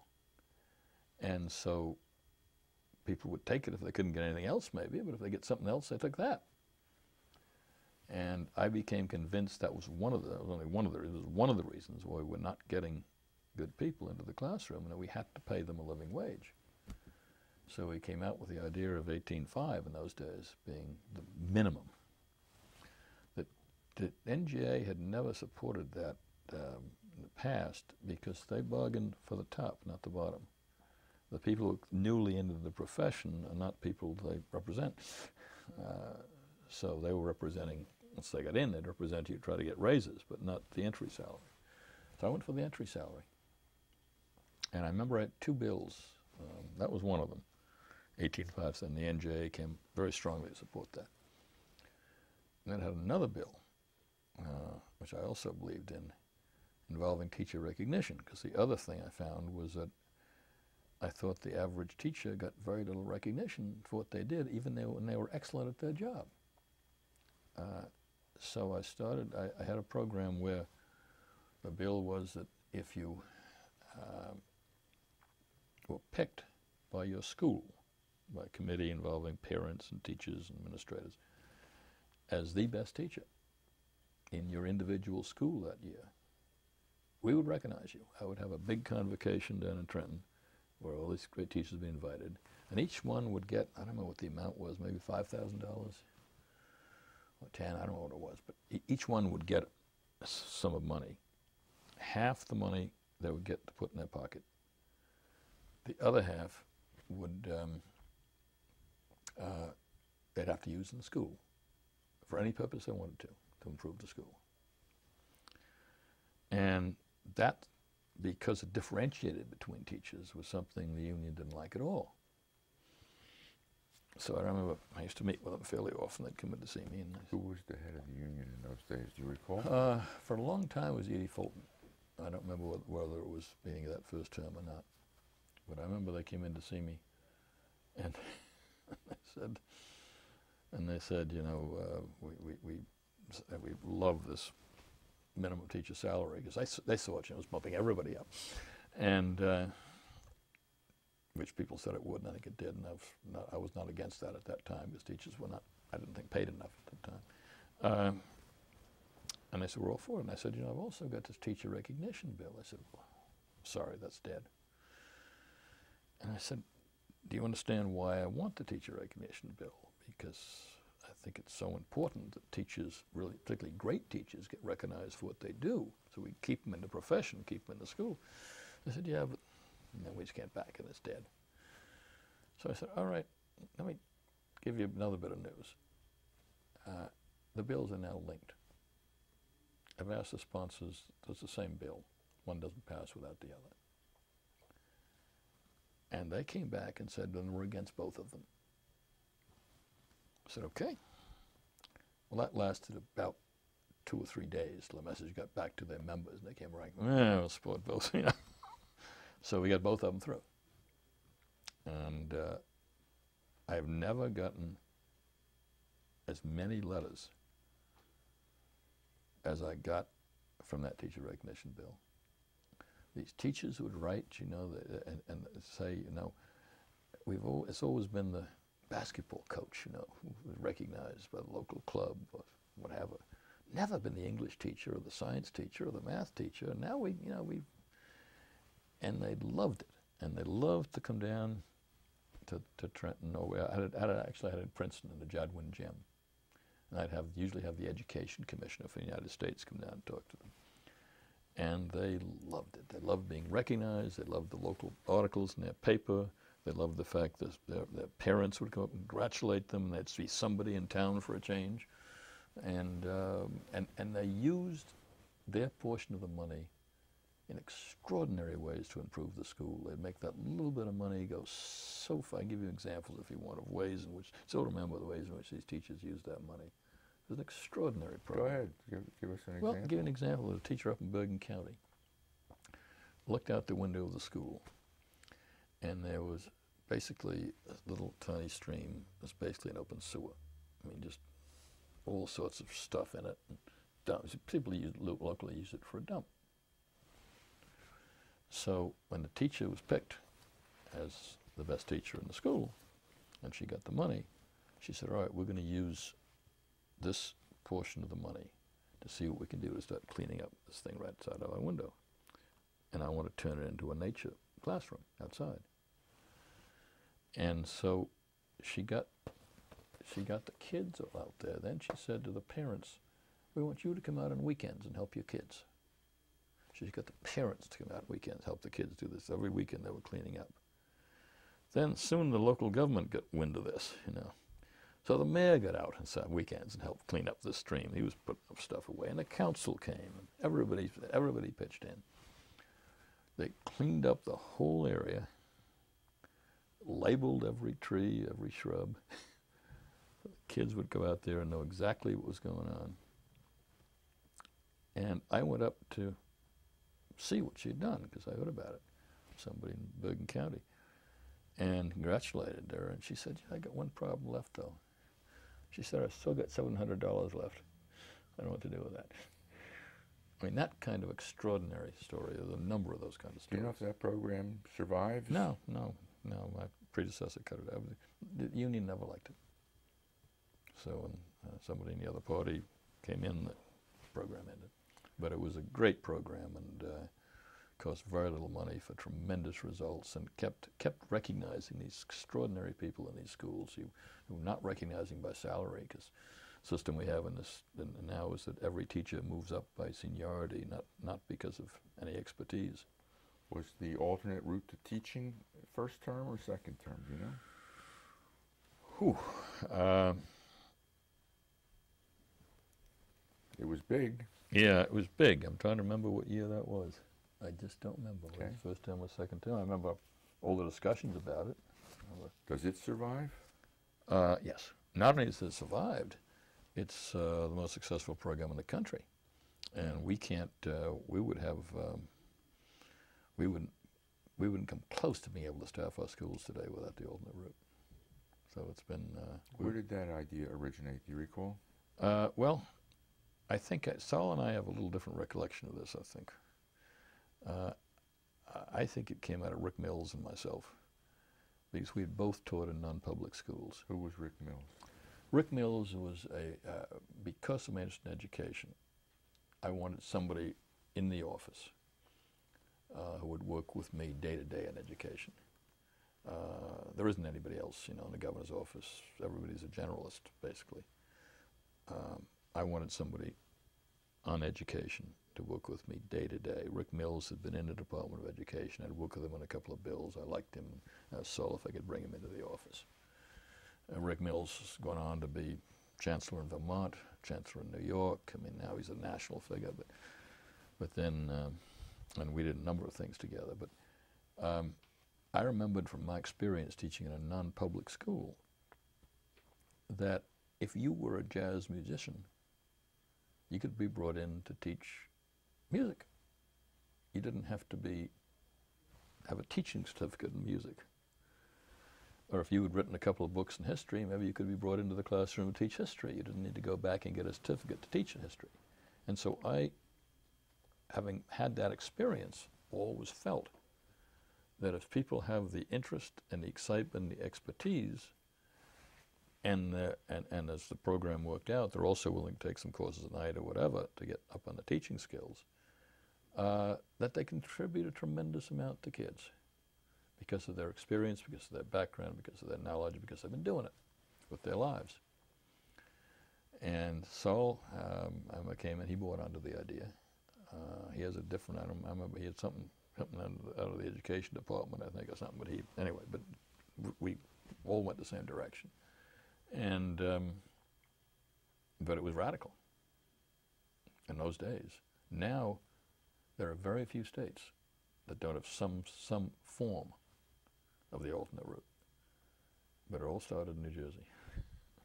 The school takeover bill, we was both second. remember that was in the second term, but that was yeah. also a major fight, was it not? Yeah, that was a major fight, and I mean, that was, people ask you sometimes, what would you do differently if you had to do over again? That I'd do differently. How? Well, I listened to the lawyers. You should never listen to the lawyers.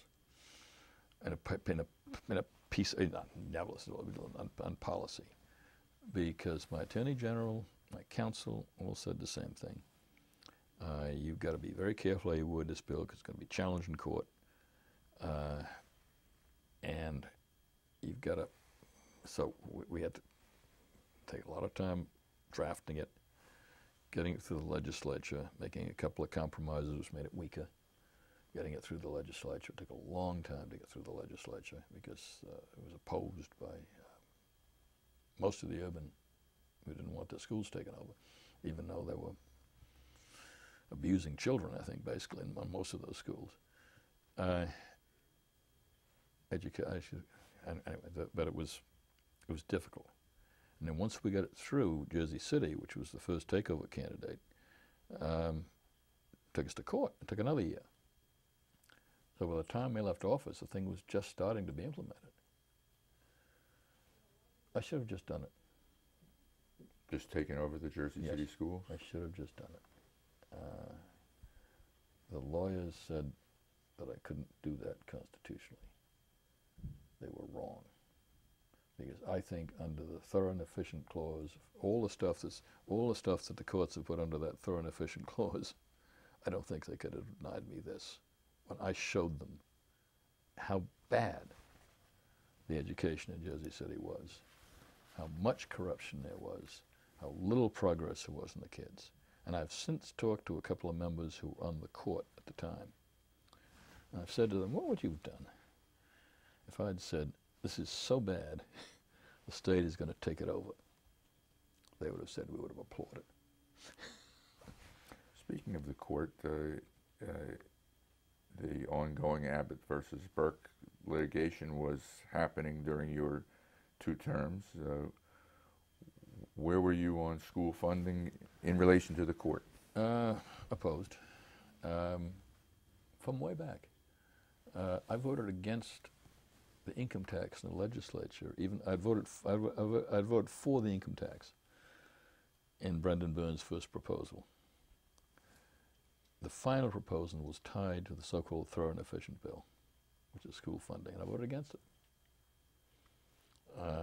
And I never changed my opinion on that, because what I felt the court had done was to pour money into non-functioning school districts without any reference to any kind of educational research or any kind of mandates for those schools. I just had the theory in the back of my mind, which was a wonderful liberal theory, it just doesn't happen to work, that if you just give somebody more money, they'll be able to educate kids.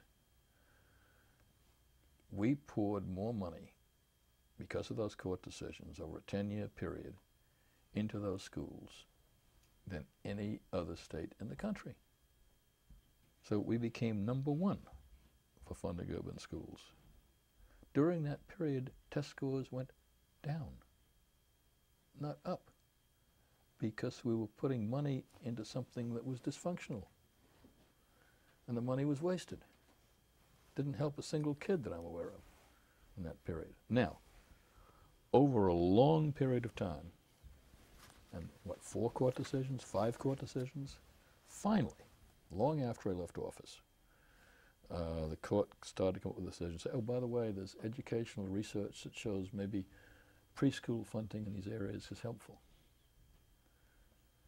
Well, I should have done that 10 years ago, because then they started to look, here's educational research, this matters.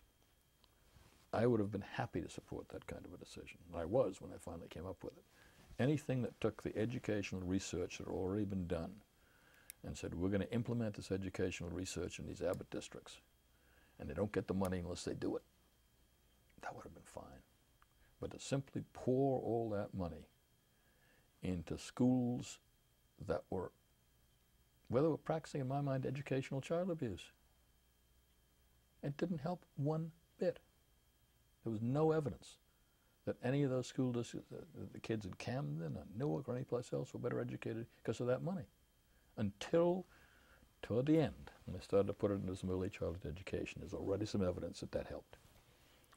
And anyway, that's so I've always, it was frustrating to me because I knew educational research. I'd done some of it. I've been involved in it most of my life, and I know it could be done with that money. I mean, if we had been able to, if we had the freedom to use that money with all the things that we knew about how to improve schools, even at that point, I mean, we know a lot more now, but even at that point we knew a good deal. We could have had the best schools in the country in New Jersey, in the urban areas, and we weren't allowed to do it. We just had to give them the money, and they could use it any way they wanted to. Let's finish fleshing out the education legacy. Minimum teacher salary, alternate route, school takeover bill. What else? There was something like 15 or 16 different bills involving the education, to remember them all. Teacher tenure, was that it? No, I don't think we got involved in that 10-year argument. I just didn't want to take that one on.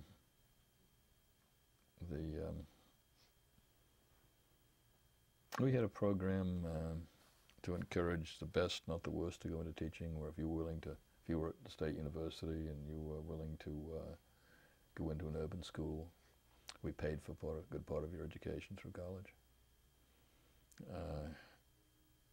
We had a bill, some bills that we found in research that kids who were dropping out of school were not necessarily dumb kids.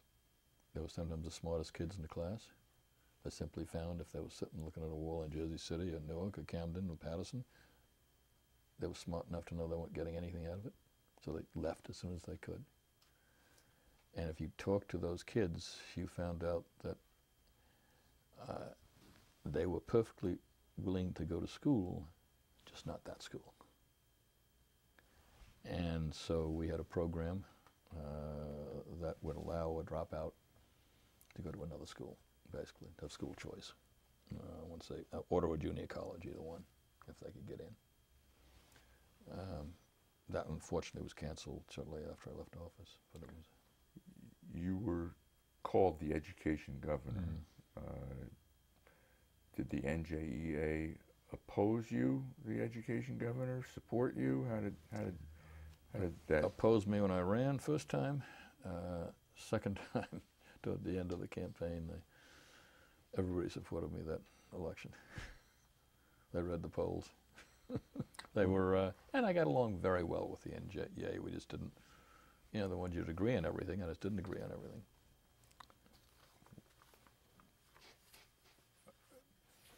Let's take a break for 1 sec, please. There Out of your reach, Brenda Davis. We've emailed each other, and I thought maybe if we do something, Yeah, maybe pause Aron first. should come back. Yeah. Ming Su. Well, she came back as the EO. Yeah. We have speed. Governor, where did you live during your 8 years as governor? At home. In Livingston. Yeah. Was Drumthwacket the residence yet, or? It was, but it had a lot of work to be done. Brendan Byrne, when he was governor, had always recognized that, while Morven was not a bad place to bring up a family, it was not set up to have receptions, to have meetings, whatever, because it was cut in, like all historic houses, cut up little small rooms. And so he made a deal with the Historical Society that he would give them Morven as their headquarters, because it's such a historic building, and in exchange, the Historical Society would spend the money to renovate Morven and make it into a governor's mansion. Renovate Drumthwacket. Not Thwacket, excuse me, Drumthwacket, and make it into a governor's mansion. Unfortunately, the Historical Society never realized the expense involved. And they ran out of money before they got out of the walls, let alone get any furniture or anything. So they ran out of money while things were still leaking, while pipes had to be replaced. The state really had to take it over, that part of it. And again, we didn't have any money. So the Historical Society, if you walked into the living room of Drumthwacket, it was furnished with the furniture that from Harrison Williams's office when he went to jail. So it was Naugahyde sofas and all of that. My wife, who was from Wilmington and had been a guide at the historic winter tour there, walked in and looked at it and said, "We can't take anybody here." You know, it was embarrassing. So we formed a private foundation to raise the money privately to buy the furniture, and some families donated some beautiful, wonderful old historic stuff, and we, over the years, decorated. And give my wife full credit for it. Got the committee together and refurnished the Drumthwacket so that it could really serve as a governor's mansion, so that when I left office and Jim Florio came in, he could live there, which he wanted to. But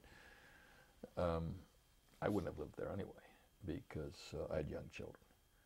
And it's enough of a imposition, I think, on a young family when your father's governor. So we stayed at home so they could have the same neighbors, same school, same friends, and I did the commuting back and forth. How was that commute every day to Trenton? I mean, you weren't driving yourself. No, when you're not driving yourself, it's fine. I had a bad back, which we haven't talked about, but that was part of my first term. I had a herniated disc and was in the hospital for 3 weeks of my first term. I'd lie down, my back in the stuff, and I'd put... You'd lie down? Yeah, on lie the down drive? the back. Yeah, because I couldn't sit up because of my back. And I'd take that long ride, and I'd put my work on my knees. I'd do, and that drive, I would get the newspapers all read. I would have all the briefings from the counsel's office, so I'd go over all the pardon requests from prisoners, commutation, all the bill memos. And in that ride, I'd be in the car almost, 2.5 hours every day, as I think Governor Christie is right now. And during that time, I would get a tremendous amount of work done. And it was also, I think in my first year, the state got its first cell phone. And I made the first call. They asked me as governor, because I said, I'm running back and forth, I said, "Oh, you can make a call from the car." I said, "I can?" I said, "Yeah, you can make a call from the car." And so I had the president of AT&T, whoever it was on the other end, and picked up the phone and called. It didn't go through. So anyway, we did it again at a later date. But so next couple of years, the cell phones came in, and they were, those days, big and heavy and so on. But I had one of those in the car, so I could also talk to the staff. So I got a lot of work done in the car. It was not bad at all. Let's talk about your bad back. When did it flare up? Flared up my first governor's conference I went to, which was in Oklahoma. And First year of I think governorship? I think it was the first year. And yeah, I know it was the first year. And I had never had any problem at all. But General Girard, who was head of the National Guard, was an Air Force general, and most highly decorated, still serving veteran of the Korean War. And he had all these connections, so he said, "I got something interesting. I'll fly you out to the governor's conference on a training plane." And it's one of those planes that refuels in midair.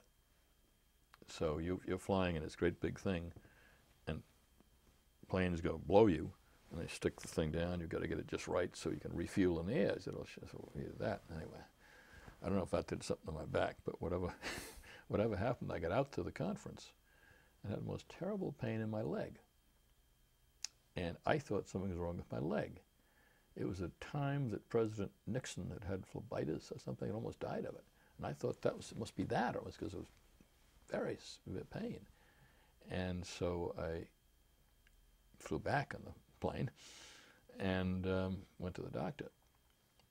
And he said, "I don't think it's your leg, it's your back." And I'd never thought that there was no pain in my back at all. It was all down my leg. But very, very painful. I could hardly walk, and I couldn't sleep at night. So in those days, they put you in a hospital. I guess they still do if it's bad enough. And put you in traction. So I was in a hospital room at St. Barnabas Hospital. I guess they weren't full because they gave me, I guess, 1 room or 2 rooms next door where I could keep staff. And I ran the state for 3 weeks from the hospital at St. Barnabas. And there was a lot of publicity at the time about my back. And I guess everybody has a bad back because everybody wrote me. And everybody has a remedy.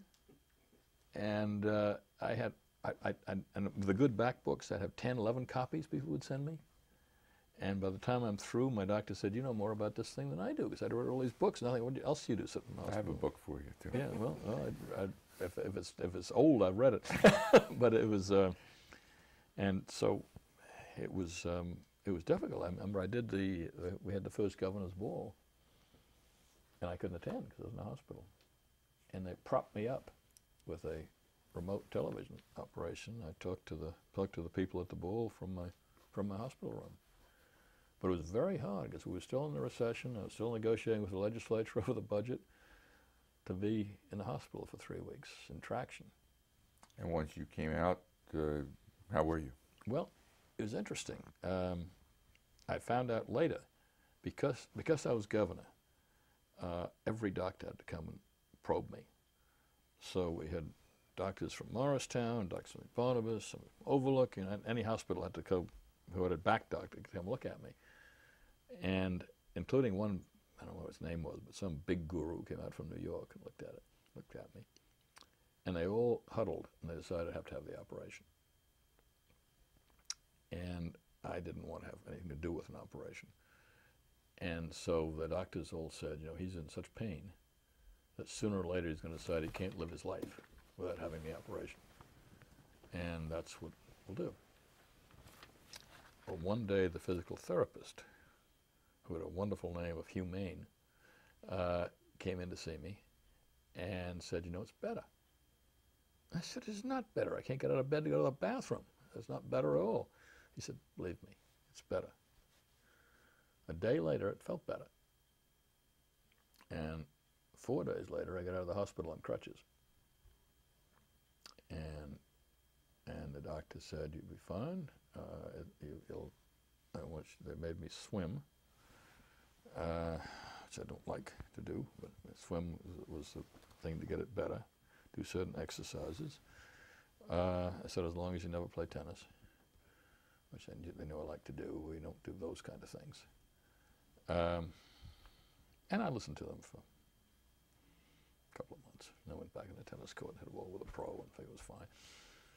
And it really hadn't been that much of a problem since. And my doctor says certain things you don't understand medically. Because he said if I was going to go to a medical school class and have a picture of a herniated disc that needed an operation, this was your X-ray.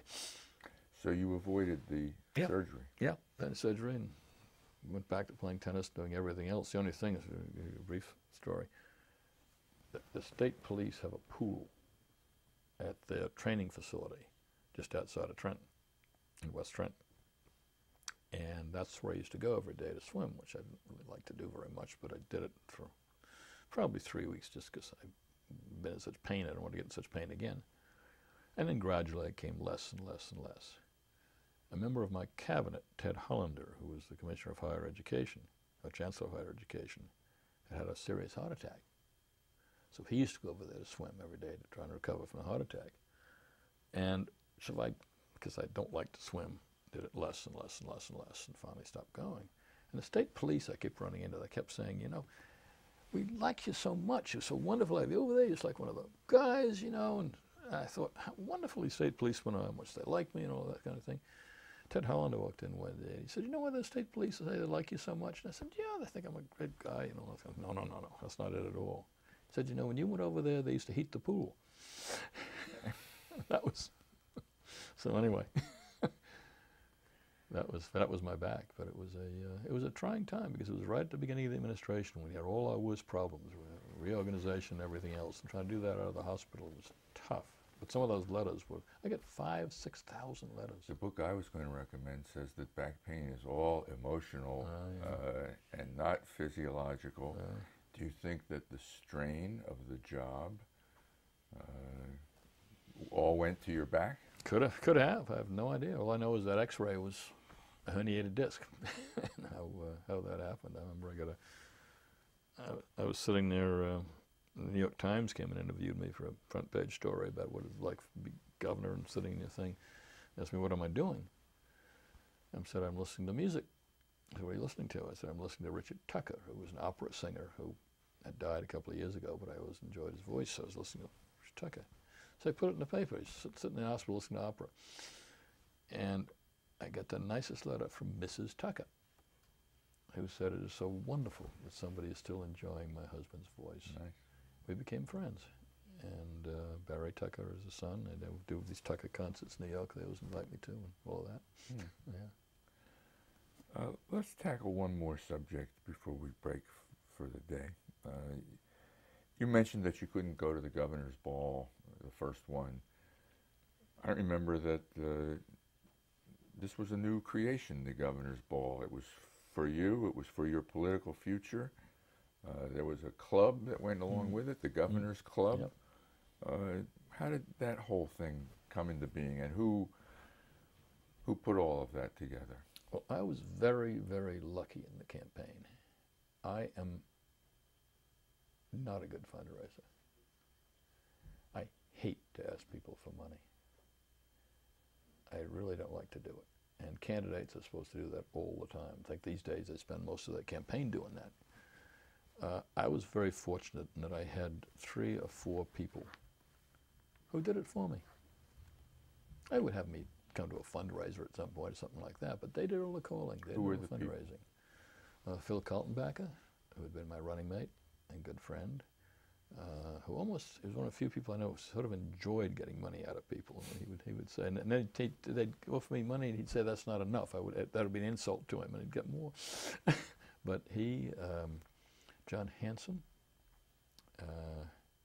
Larry Bathgate, and Fletch Kramer in Bergen County.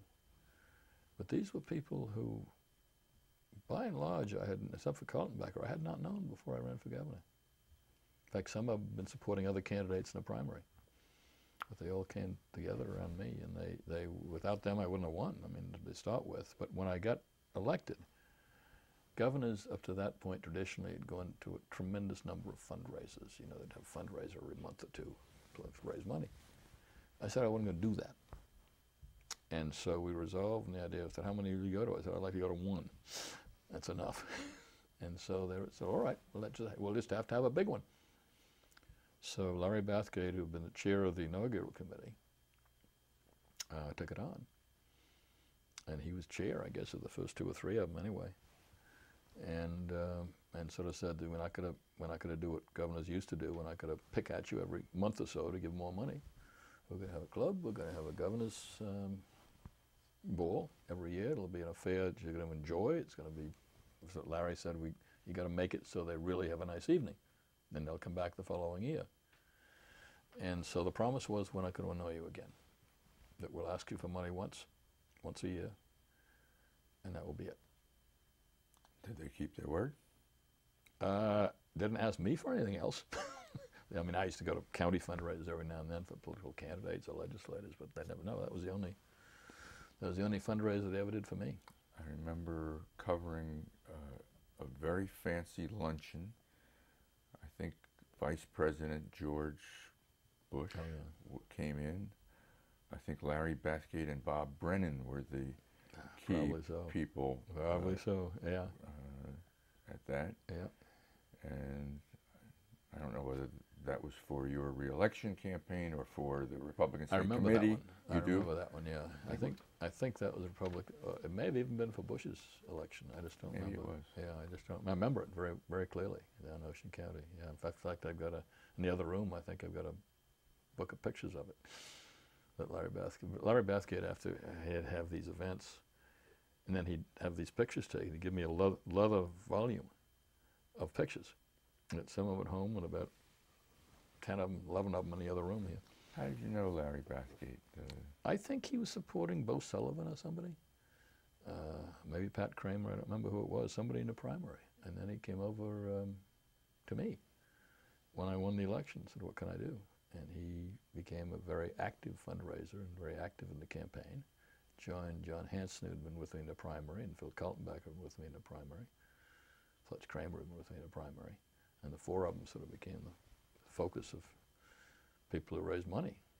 And I could not have, because people like to give to winners. I wasn't a winner. I mean, I started off 30 points behind in the polls. It's very hard to get money for people who are 30 points behind in the polls. And these people got enough to keep the campaign alive and keep it going until it got some momentum. We started to get more. But we had trouble matching to get the public money. One more subject, and then we'll break for the day. You said that Debbie Kean didn't like the furniture at Drumthwacket because it came from Harrison Williams's old office. That was another thing you had to deal with, was the state's senior U.S. senator, I guess, being drummed out of the Senate by his colleagues, and you having to name a temporary replacement.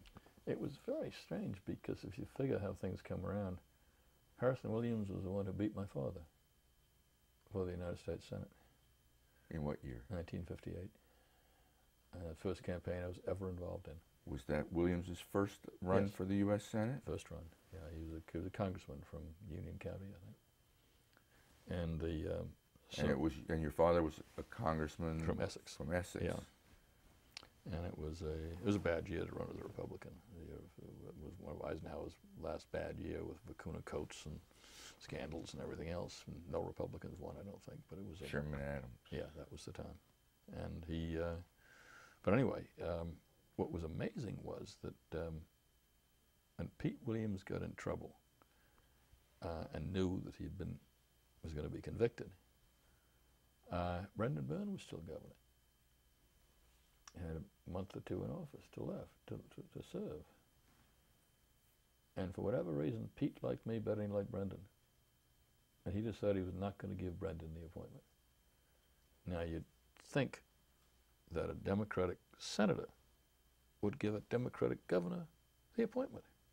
He didn't. And Brendan thought up to the last minute, Brendan went to my inauguration with a name in his pocket, because he thought at the last minute William was going to say, I'd rather have you do it. Do you know who Brendan was going to? He's never told me. I've asked him a number of times. He said, no, I never told anybody but who that name was. And then, so, again, very early in the administration, I was thrust in the idea of having to name a United States senator. And there was a primary already going on between Millicent Fenwick, who had been a very old and close friend of mine. Who you'd run against. Who I'd run against for Congress, yeah, but was friendliest, can say the friendliest campaign on record. And Millicent and I disagreed on very little and got along very well. And she had backed me totally for governor. And Jeff Bell, who had been my conservative anchor in the campaign. Jeff was he'd been New Jersey's leading conservative because he had beaten Cliff Case, the primary. In 78. Yeah. And then lost to Bill Bradley in the general. But that energized the whole conservative movement in New Jersey. That he was able to knock out Cliff Case, who they really didn't like. And Jeff decided to back me in the primary against people who were more conservative. And so I owe Jeff, big time, because he helped get Jack Kemp come in to campaign for me in the primary and a whole bunch of stuff that Jeff did, and any criticism on the conservative side, and I was quite easy to criticize the conservative side. Jeff would jump in and say, no. So that blocked you from appointing Millicent Fenwick to fill the seat, giving her a leg up on the general election against Frank Lautenberg. Yes, and I also, and I'm not sure this was always the right policy. But because the party had never backed me when I'd run, I was very for things being decided by primaries. And all during my governorship, I never stepped out and backed anybody in a primary. For one exception, I backed Jim Corbett when he's running for a primary for Congress, because Jim had been my campaign manager and was an incumbent congressman. But I never backed anybody, because I just had a philosophical theory that if people had stepped in and those primaries, I might not have made it because the party didn't back me. And so I had a feeling that the voters really should be left to pick who they wanted. And so I had that going, as well as the idea that both Jeff and Millicent had been friends and supporters. So who'd you turn to? Well, I turned to Nick Brady. Why? And who was Nick Brady? Nick had been a head of Dillon Reed on Wall Street. He'd been on a number of presidential commissions. He'd been head of my transition team. I'd known him most of my life.